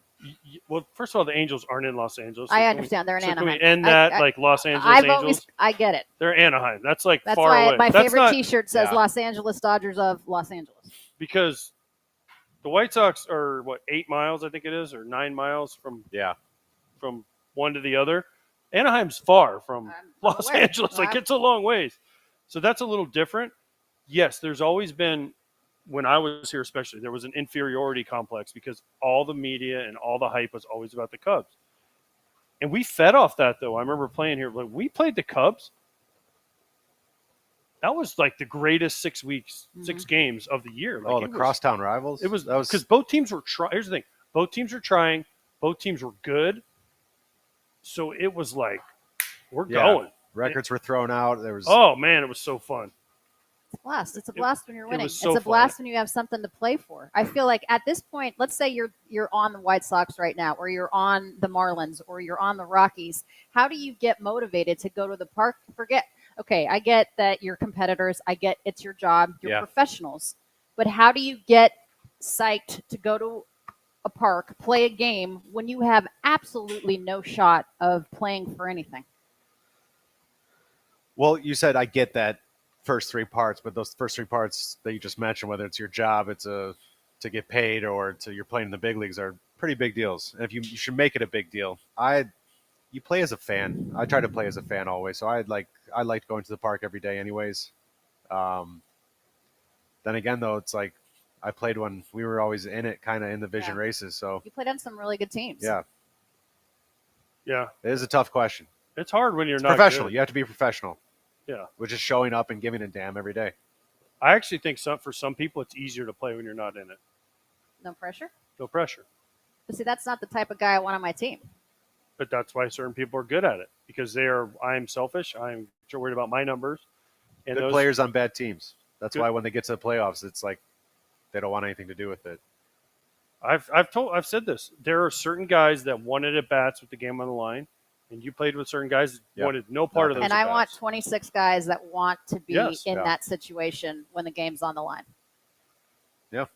Give me a team full of guys that can get a hit off a closer in the 9th inning when they need to get a hit, and I'll beat your team most of the time. Let me ask you a question about personalities on winning teams. So when I was with the Rockies, Jason Giambi was there like towards the end of his career, obviously. And he talked about how on certain teams there were too many choir boys, and on certain teams there were too many bad boys. And you need a mix of all of it. Because if you have a bunch of choir boys, that doesn't work. And if you have a team that everyone thinks that they're the man, that doesn't work either.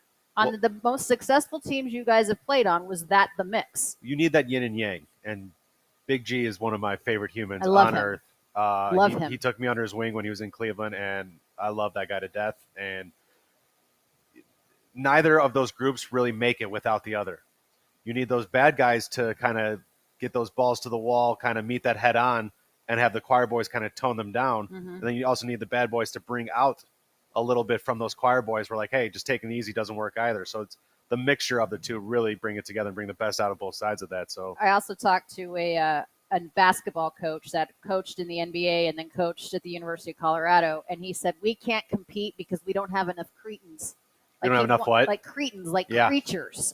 You need guys like that, right? You need a mix. And we were talking about the 2005 White Sox. We didn't have a whole lot of choir boys on that team. Yeah, I can't imagine. But and I've also heard But we had where enough that were. It was. You have to. Yeah. there's another thing you hear, the minor leagues choir boys don't make it because those guys, choir boys, is just someone like the straight edge, to and from the field, go back, read their Bible, so whatever it is, Yeah. just like that to me is someone where if baseball is all they have or is all they do, it's all they know. In a Mhm. game that punishes you mentally and physically, you're not going to last. You need to go blow steam. You Yep. need something to go distract yourself. You need that cretin that you're talking about to be like, Right. hey, let's go do something else, or just like, so this isn't all we do, so we don't ride and die with just a statistic that's going to inevitably look bad to us after some time. You need a hobby, You need a hobby. whatever that hobby is. Yeah. And Well, it ain't- there's What an old was saying. yours when you were playing? There was what's that? What was yours when you were playing Trying not to anything to not think about baseball. baseball? yeah.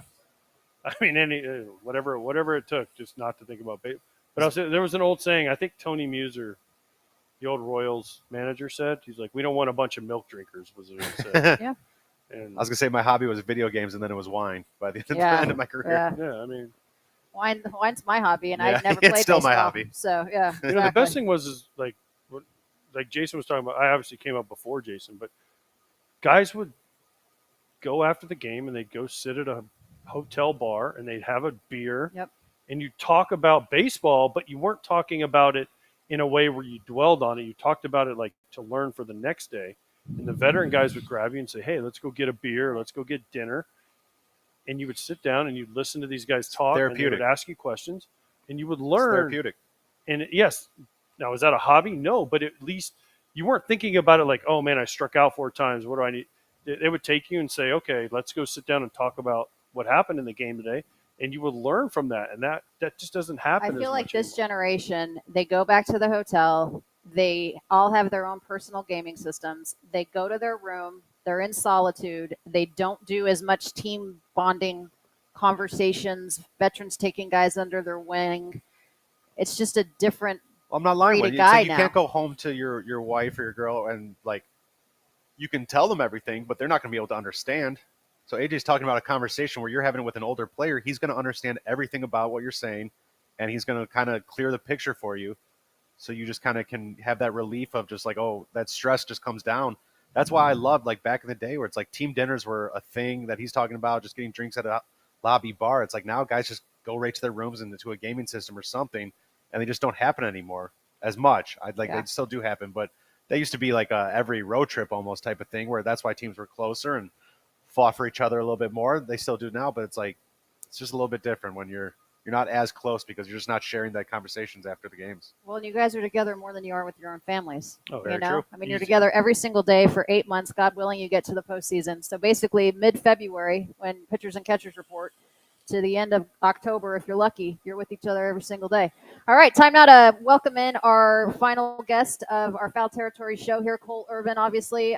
Pitch car fan is my understanding, joining joining us now as well. Cole, thanks for being with us. We appreciate it as you're joining Alanna Rizzo, AJ Pierzynski, and Jason Kipnis here on the Foul Territory set in NASCAR. Tell us a little bit about how you became a NASCAR fan. Well, my first NASCAR race was California Speedway a number of years ago. I was probably 12 or 13, so that was a lot of fun. But my wife, she works in TV and for Fox Sports, NBC, respectively. And she started up as a NASCAR Sprint Cup girl. And so we live in NASCAR country in the off season. So I'm around a lot of pit crew guys, around a lot of the drivers. So and my brother-in-law races short course off-road racing as well. So just the family that I married into has a lot of racing ties, and it's a lot of fun. Wait, okay, so what do you mean Sprint Cup girl? Like, what is that? Because that sounds kind of like she's not the person that after the race where they stand up there and hold the trophy, is she? No, what? So the Sprint Cup series, they used to do some of the interviews on pit road, post-race interviews, be in victory lane with the drivers and teams, and it was that was like how she got started with her broadcasting career, and shortly after college, and so that was her connection, and then I met her, a number of years past that, but that's how she started in NASCAR, and she's always been a fan. Her and her dad always used to watch the races on Sundays, and with a racing family, racing's always going to be on the TVs. Cole, where the heck are you? What's behind you? I'm hanging out with the feral cats here in the Oakland Coliseum. I was gonna say that's definitely Oakland. 100% has to be Oakland. Yeah. Oh, yeah. Yeah. It's the quietest spot here at the Coliseum for a day game. Well, thanks for hanging out with the cats just to be on the show. You guys are crushing it this year. You guys have been such a fun team to watch. If you had a broad stroke brush, Cole, what would you say has been the biggest part of this team's success? Well, I think it kind of leans into what you guys led into before I got on. We got a lot of veteran leadership, taking guys under their wing. A lot of guys talking about the game when things aren't going right or when things are going well, learning from each other. We hang out together on and off the field. And yes, video games are very much a part of that, hanging out. But we do talk about the game, and I think what's special about this group is we genuinely care what's going on in each other's personal lives, and to make sure that that's right before we get to the field, and that's just unique for this team and how young our roster is. But there is a significant amount of guys here with some big league success that our young guys can lean on and tap into. That's nice. That's good. I love that answer. I mean, if I'm on the Baltimore Orioles, listen, I'm going to Corbin Burns every day and saying, hey, man, how do you throw that cutter? I'm going to Kimbrel and saying, teach me that four-seamer that no one can hit up in the zone. Yeah, no doubt. I mean, Kimbrel I've gotten pretty close with. Same with Burns. Been splitting time between rotation and the bullpen. And they're just great guys to get to know and talk the game with. Corbin's process day-to-day is the same, and it's pretty impressive to watch how he goes about his work with no bullpens in between his outings. It's all flat ground work and making sure he's tilting the ball down in the zone on his flat grounds, which carries over into his outings, right? You see how well he executes the fastball or at least cutter down in the zone. And then Kimbrel, not having his velo like he used to, he's pitching his butt off. So it's really fun to see how his hoppy fastball still plays at 94, 96, and his curveball has kind of turned more into like a sweeper-ish pitch, even though he's not intending that to happen. But it's fun to watch these guys work every day. Now, you guys picked a good time to get a little bit hot. I think you're 7-3 in your last 10, and kind of coincides with the little Yankee slide right there. So you caught them and passed them. how do you see you guys keep them from catching you the rest of the way? What's the goals, the kind of into the All-Star break in the second half of the season that you guys are looking to do to stay in that first place?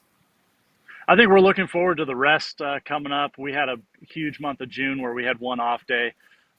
So the All-Star break is going to be really nice for us to kind of just reset, regroup. But, we got the trade deadline coming up. We're not sure what the team's going to do, but we know we're looking forward to some additions. Where in our roster we can add, I don't know, but because we got a pretty good roster as is.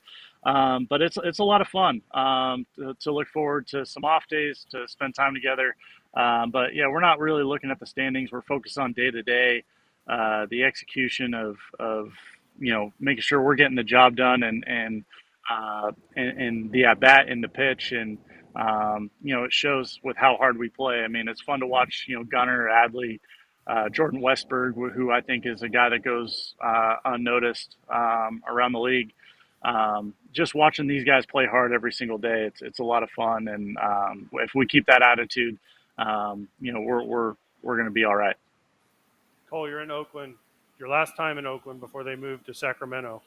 People are taking souvenirs. What's your souvenir going to be? Because you did pitch for the A's, so are you going to take something from the hill behind you? Is there a cardboard box or something back there? Adopt some of those you're cats. Gonna take or something there in Oakland that you're going to take home with you? Yeah, so I don't know. I don't know what I'm going to take. I don't know. I might try to steal a base or something. But we'll see. I don't quite know what it is yet. I got this game to think about it, and but I might take some dirt and stuff. That's simple. But maybe one of the loose chairs in the stands. I don't think that'll go unnoticed. Can you get Mikey, the clubhouse guy? Can you steal a smoothie machine because he loves that thing? Oh, that's true. That's actually a good idea. That's actually a really good idea. Hey, Cole, you want a smoothie? Hey, I got smoothies. You want a smoothie? He walks around everybody. Hey, you want a smoothie? Yep, exactly. Cole, you can't do a fantasy baseball team, but you can do fantasy NASCAR. Do you have a NASCAR team? Do you got a driver? You got a guy that we should be paying attention to today besides Michael McDowell? I mean, Michael McDowell's a great pick. SVG is... I mean, he won the Xfinity race, won the Cup race last year. He looks really good, qualified fifth. I think Kyle Larson finishing third yesterday in the Xfinity race. At least we're not going to have any rain, so I think this makes it a little bit more interesting. I like Larson qualifying first. I think of all the drivers, I think SVG is the guy to beat. But I think my pick for today, I kind of want to see a little Ty Gibbs win a street race today. All right, so who's SVG? Stan Van Gundy? I know. I was like Shane Van Gisbergen. Yep. He goes by SVG. I can't pronounce his last name, so I just. Yeah. I was like, SVG is Van Pelt, so that ain't it. Yeah. No, I can't pronounce his name, so I just keep the acronym, and it makes it easy. All right, so who's your favorite racer then? I have no bias towards one guy. I kind of keep it that way, living in NASCAR country. But I enjoy golfing with Ryan Blaney, Bubba Wallace, another guy that I've golfed with. I've played some chess with Denny Hamlin, met him a handful of times. But just all in all, I think just the community, the drivers, they're all awesome.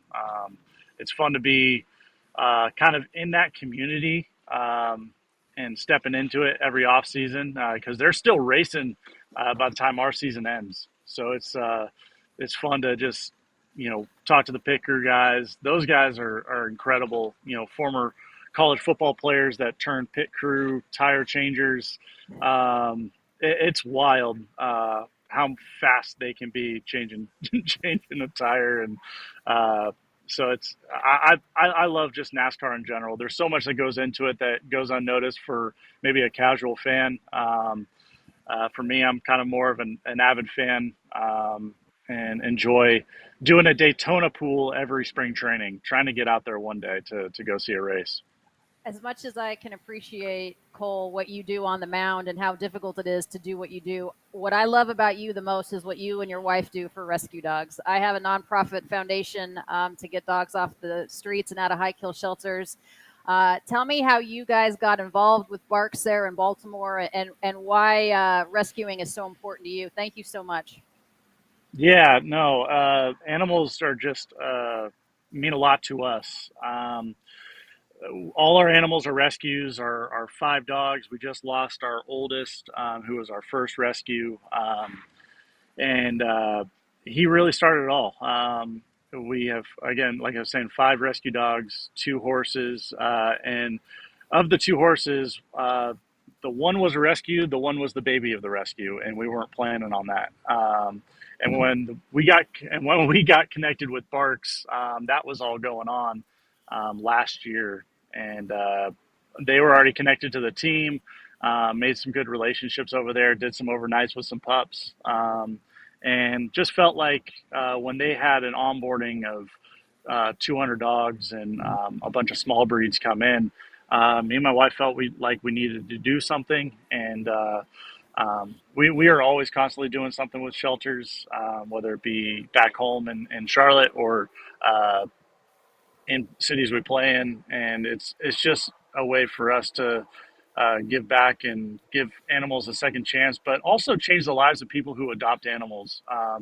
An adopted dog or cat or whatever it may be, horse in our situation, they love you tenfold back. Not saying that the puppies and stuff don't love you back as much, but when there's been a little hurt in their life, they truly understand and respect love, and they look forward to seeing you every day because of it. Well said. I love that. It makes my heart swell. Yeah, I'm a dog person, so yes, of course. Yeah, well done. But he's a rescue dog person. There's a difference. I mean, I agree, but I mean, hey, we're not judging here. I mean, do my 2 dogs, because I didn't rescue them, does it make me not like them as much? No, I don't understand. But stop buying dogs. I love you to death, but stop buying dogs from breeders, man. You're part of the problem. AJ, you hunt, right? Yeah, I hunt. You got hunting dogs? No, I got a lab and a Pomsky. I don't understand what the problem is. What about AJ Pierzynski screams Pomsky? Just holding it around. Dude, that dog is bad. That dog will eat your leg off. Yeah, small dogs are awesome. Small dogs are so cool.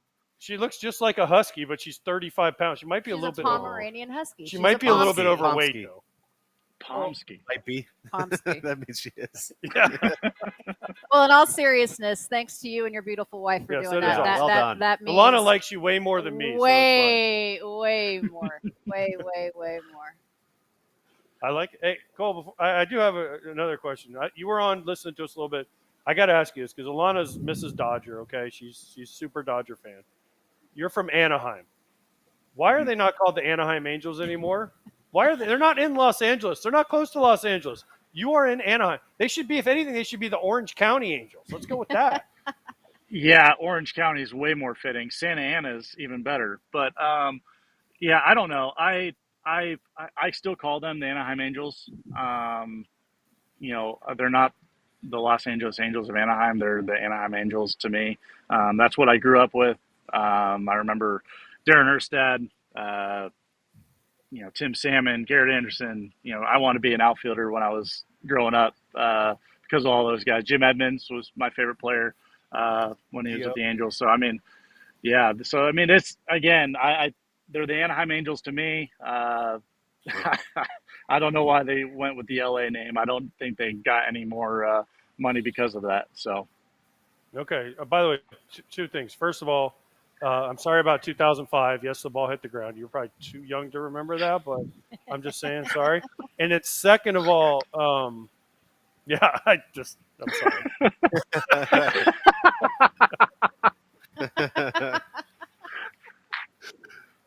You had a second thing? Well, I forgot because I looked at his face and he was laughing so hard, so I couldn't stop laughing. I knew exactly what you were talking about. Oh, man. You're probably, I don't know if you're, but listen, they got me in 2002, so we're even. You guys won in 02, we got it in 05. So, like I told Darren Erstad when I played with him, like, we're even now. We both We both got our rings. We both went through each other, so we're cool now. But that's awesome. I was about Los Angeles, but now because I started laughing, I completely forgot what I was going to ask. Oh, I do. Okay. That's okay. It just hit me. It just hit me. So I am from Orange County. Okay. Okay. The real Orange County in Florida. So can we change the name of your county to something else? Well, there's 3 of them. There's one in New York. Yeah, there's Oh, Jersey there's one in too. New York, Orange, too? which is Orange County Choppers, where they were out of, and then Orange County, Florida, and then Orange County, California. So there's 3 of them, and I think we're gonna have to have. Well, actually, I don't want to have that fight with Florida, Orange County. So never mind. We're not gonna fight that one out. We're not gonna fight that one out. I thought about it, and then Florida man beats the shit out of an Anaheim man. yeah, no doubt, no question about it. We'll wear our jorts and we'll come. We're loaded. Your new jorts. Yeah, I don't want to know what else is coming with the jorts. Nothing. Likely a pitchfork. Oh, that's Cole, we appreciate it. Thanks Thank so you, much buddy. for being with us. Yes. I hope your driver wins. More importantly, I hope your club wins this year. You guys are fun to watch. Best of luck. Best of health and success to the O's. Be careful out there with the feral cats in Oakland. Thanks, I appreciate it. Have a great time at the race today, guys. All Bye, right, bye. for sure. Cole Irvin, of See ya. course, of the Baltimore Orioles. What a good guy. That I mean, was just awesome. all around. What a good Yeah, guy. you Right. love them. Orioles are fun to watch. Yeah, Do you they have, are. do you have adopted dogs? No. Rescue dogs? No. Oh, she hates you too. Yep, I hate you both. Love you, but hate you at the Do you same have a time. But that's the dog? difference. So Do you you see have how a pet? You No. don't have a pet, You see how you liked him, like Yeah. as a breeding dog. She loves him like a rescue dog. That's the right. difference. That's right the difference. That's right. And I also didn't have to spend $4,000 to get him on the show. He just $5,000. there. What, are you serious? For your Pomsky? Maybe. Oh, that's Things are hard to disgusting. find. Yeah, well, They're they're hard to find. There's actually rescues for Pomskys too, but Is that's, there? No, there's a We rescue should for have told me that before I spent the money on the there's a dog. rescue for everything, but that's Ugh. beside the point. All right, time now. We always appreciate BetMGM, our favorite sponsor. Time for your Friday locks. Today's Sunday. Let's go for Friday locks as far as that is concerned. And everybody did well except for Kratz. If you take a look at it, Scott did well. Frage, the Todd. Oh no, Papelbon did good as well, plus 194. And then Eric, what did he bet? The under 7.5 on the Mets and the Pirates. Oof. He lost. All right, so there's that. How about money bags? Are we taking a look at this today? AJ is up big time, 740. And Jason Kipnis. We're in the win column now. Yeah, we got one. You're down. You won, but you're still down $410. We were down a lot more than 16 that, and 30. though. Well, Jason joined late. He's only 1 and Yeah. 5, so Yeah, that's but only. he was down like 1,500 or something last time. We cut off a big chunk with the last bet. And you're almost at 500, 16 and 31. You know what? It's not about the record. It's about about the money? The Yeah. money bags. Okay. Playing with plus. house money. That's right. So What's I'm up the 7. most you've been I won up? 400.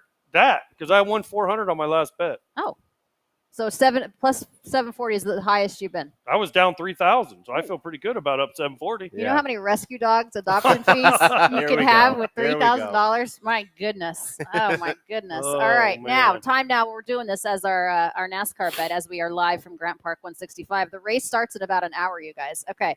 So the NASCAR Grant Park 165, here are the odds as far as this is concerned. Now we know what SVG means.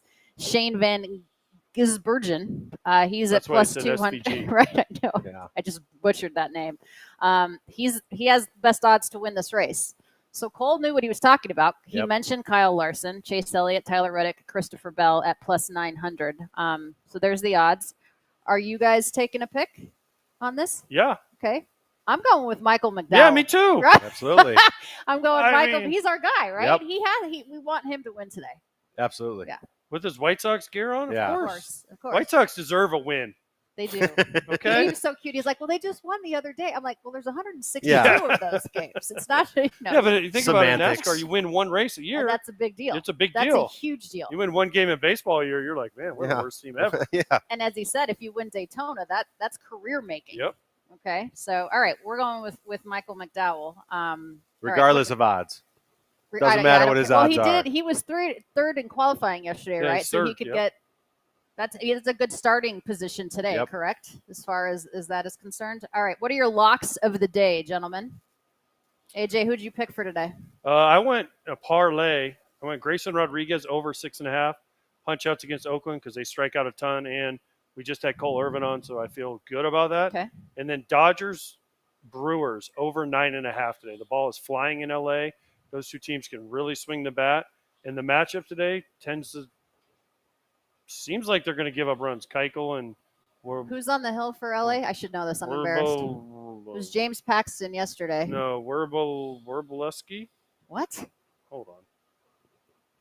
Oh, that's terrible. Well, I it's don't know. TBD, but it was Werboleski. That guy, TBD. Okay, wonderful. Either way, Kip, I feel like there's going to be some runs. Okay. Kip, what's your lock I went of the parlay day? too, and Okay. having an Orioles guy, I went Orioles minus 1.5, and then the Royals minus 1.5 for a plus 272 odds, and we're going to go that for 500. Okay. And That should get us in the green. Okay. For a good amount then. And our producer extraordinaire, Jeremy, with his little shocking. Jeremy picks a freaking Boston game. Boston, Milwaukee, or what is that? No, Boston money line. ML Boston money line. I money can't line. see. I'm so blind. Boston so money he's line. hoping that that Ben They Rice just does win. not show up to the game. Yeah, and hit another home run. He's our Boston. He's our resident Boston dude. I like these picks today. Yeah. You All went right. run line heavy, Kip. Yeah. I Too late. So you recently won a poker tournament, no?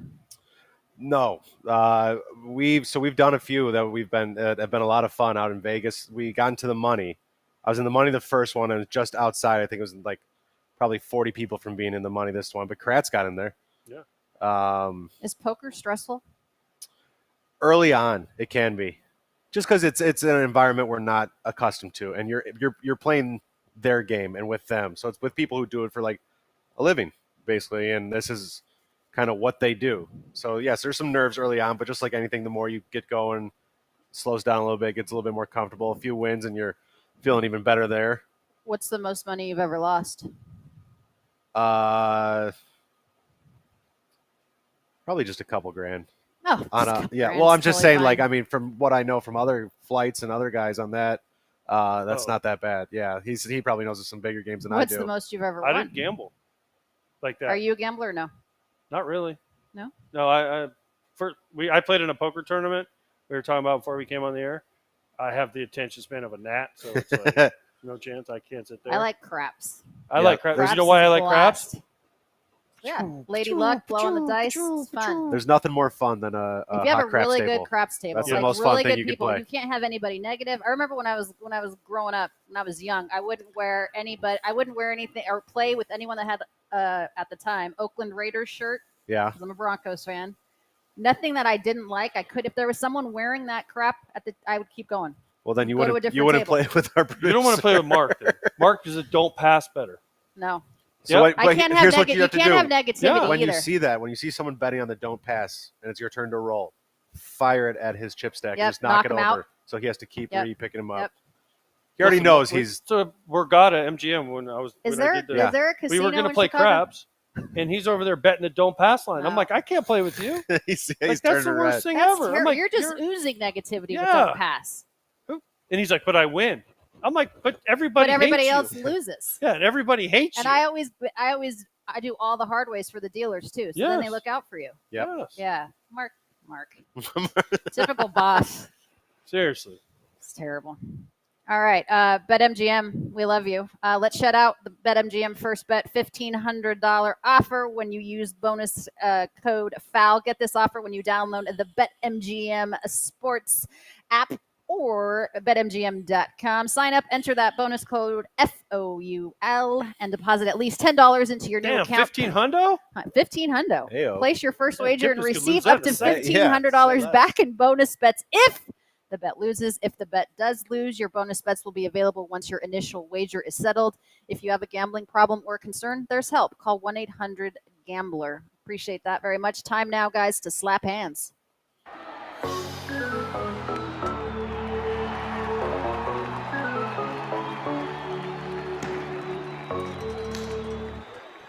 This is super sweet. I love this. I don't know if you guys saw it with the KBO, the Korean Baseball Organization All-Stars. They were walking up with their daughters. Now, let me ask you this. First of all, that's adorable. You have Yeah. a daughter. You don't have kids yet. I have 2 stepdaughters, but I don't play baseball.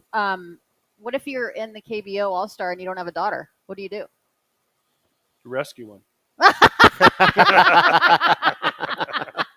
Well A done. rescue kid. I love it. I was fortunate enough in 2006. My daughter was born in 2005. Got to go to the All-Star game. Aw. And she was less than a year old. And I did an ESPN interview for the Home Run Derby. And Jermaine Dye, because Jermaine Dye was in the Home Run Derby sweet. later. And so she was on set with me. So I always have that. And now she's in college. Now she's in college. Yeah, gosh. I'm That's old. scary. But Freshman yeah, in I college. thought this was awesome. I saw this and it was so cool. They all Yeah, like wore it was matching really cool. outfits as It they was very walked cool. out.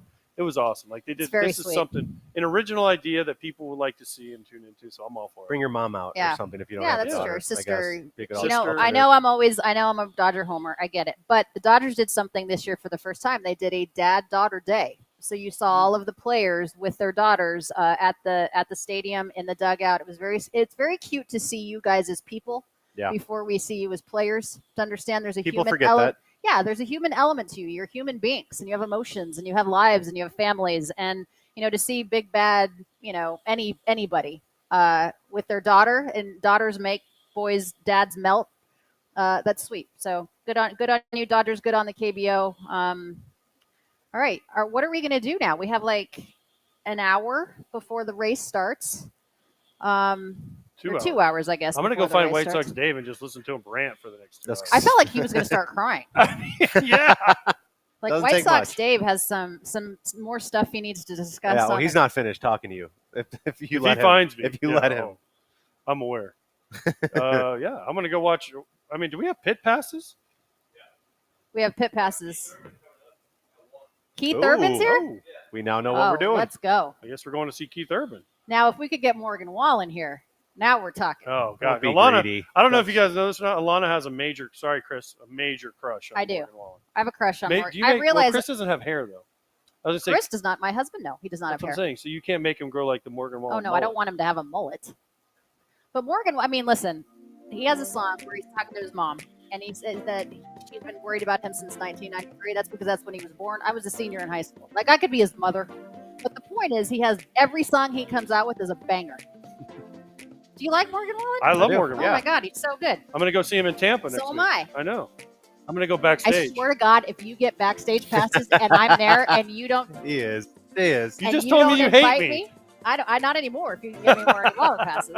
All right, for all of us here on the Foul Territory platform, we of course want to say hello to our brother Scott Braun, who is off today and allowed me to be here. For Jason Kipnis, for AJ Pierzynski, for our entire Foul Territory crew, I am Alanna Rizzo. Thank you for having us at Grant Park 165. We appreciate it.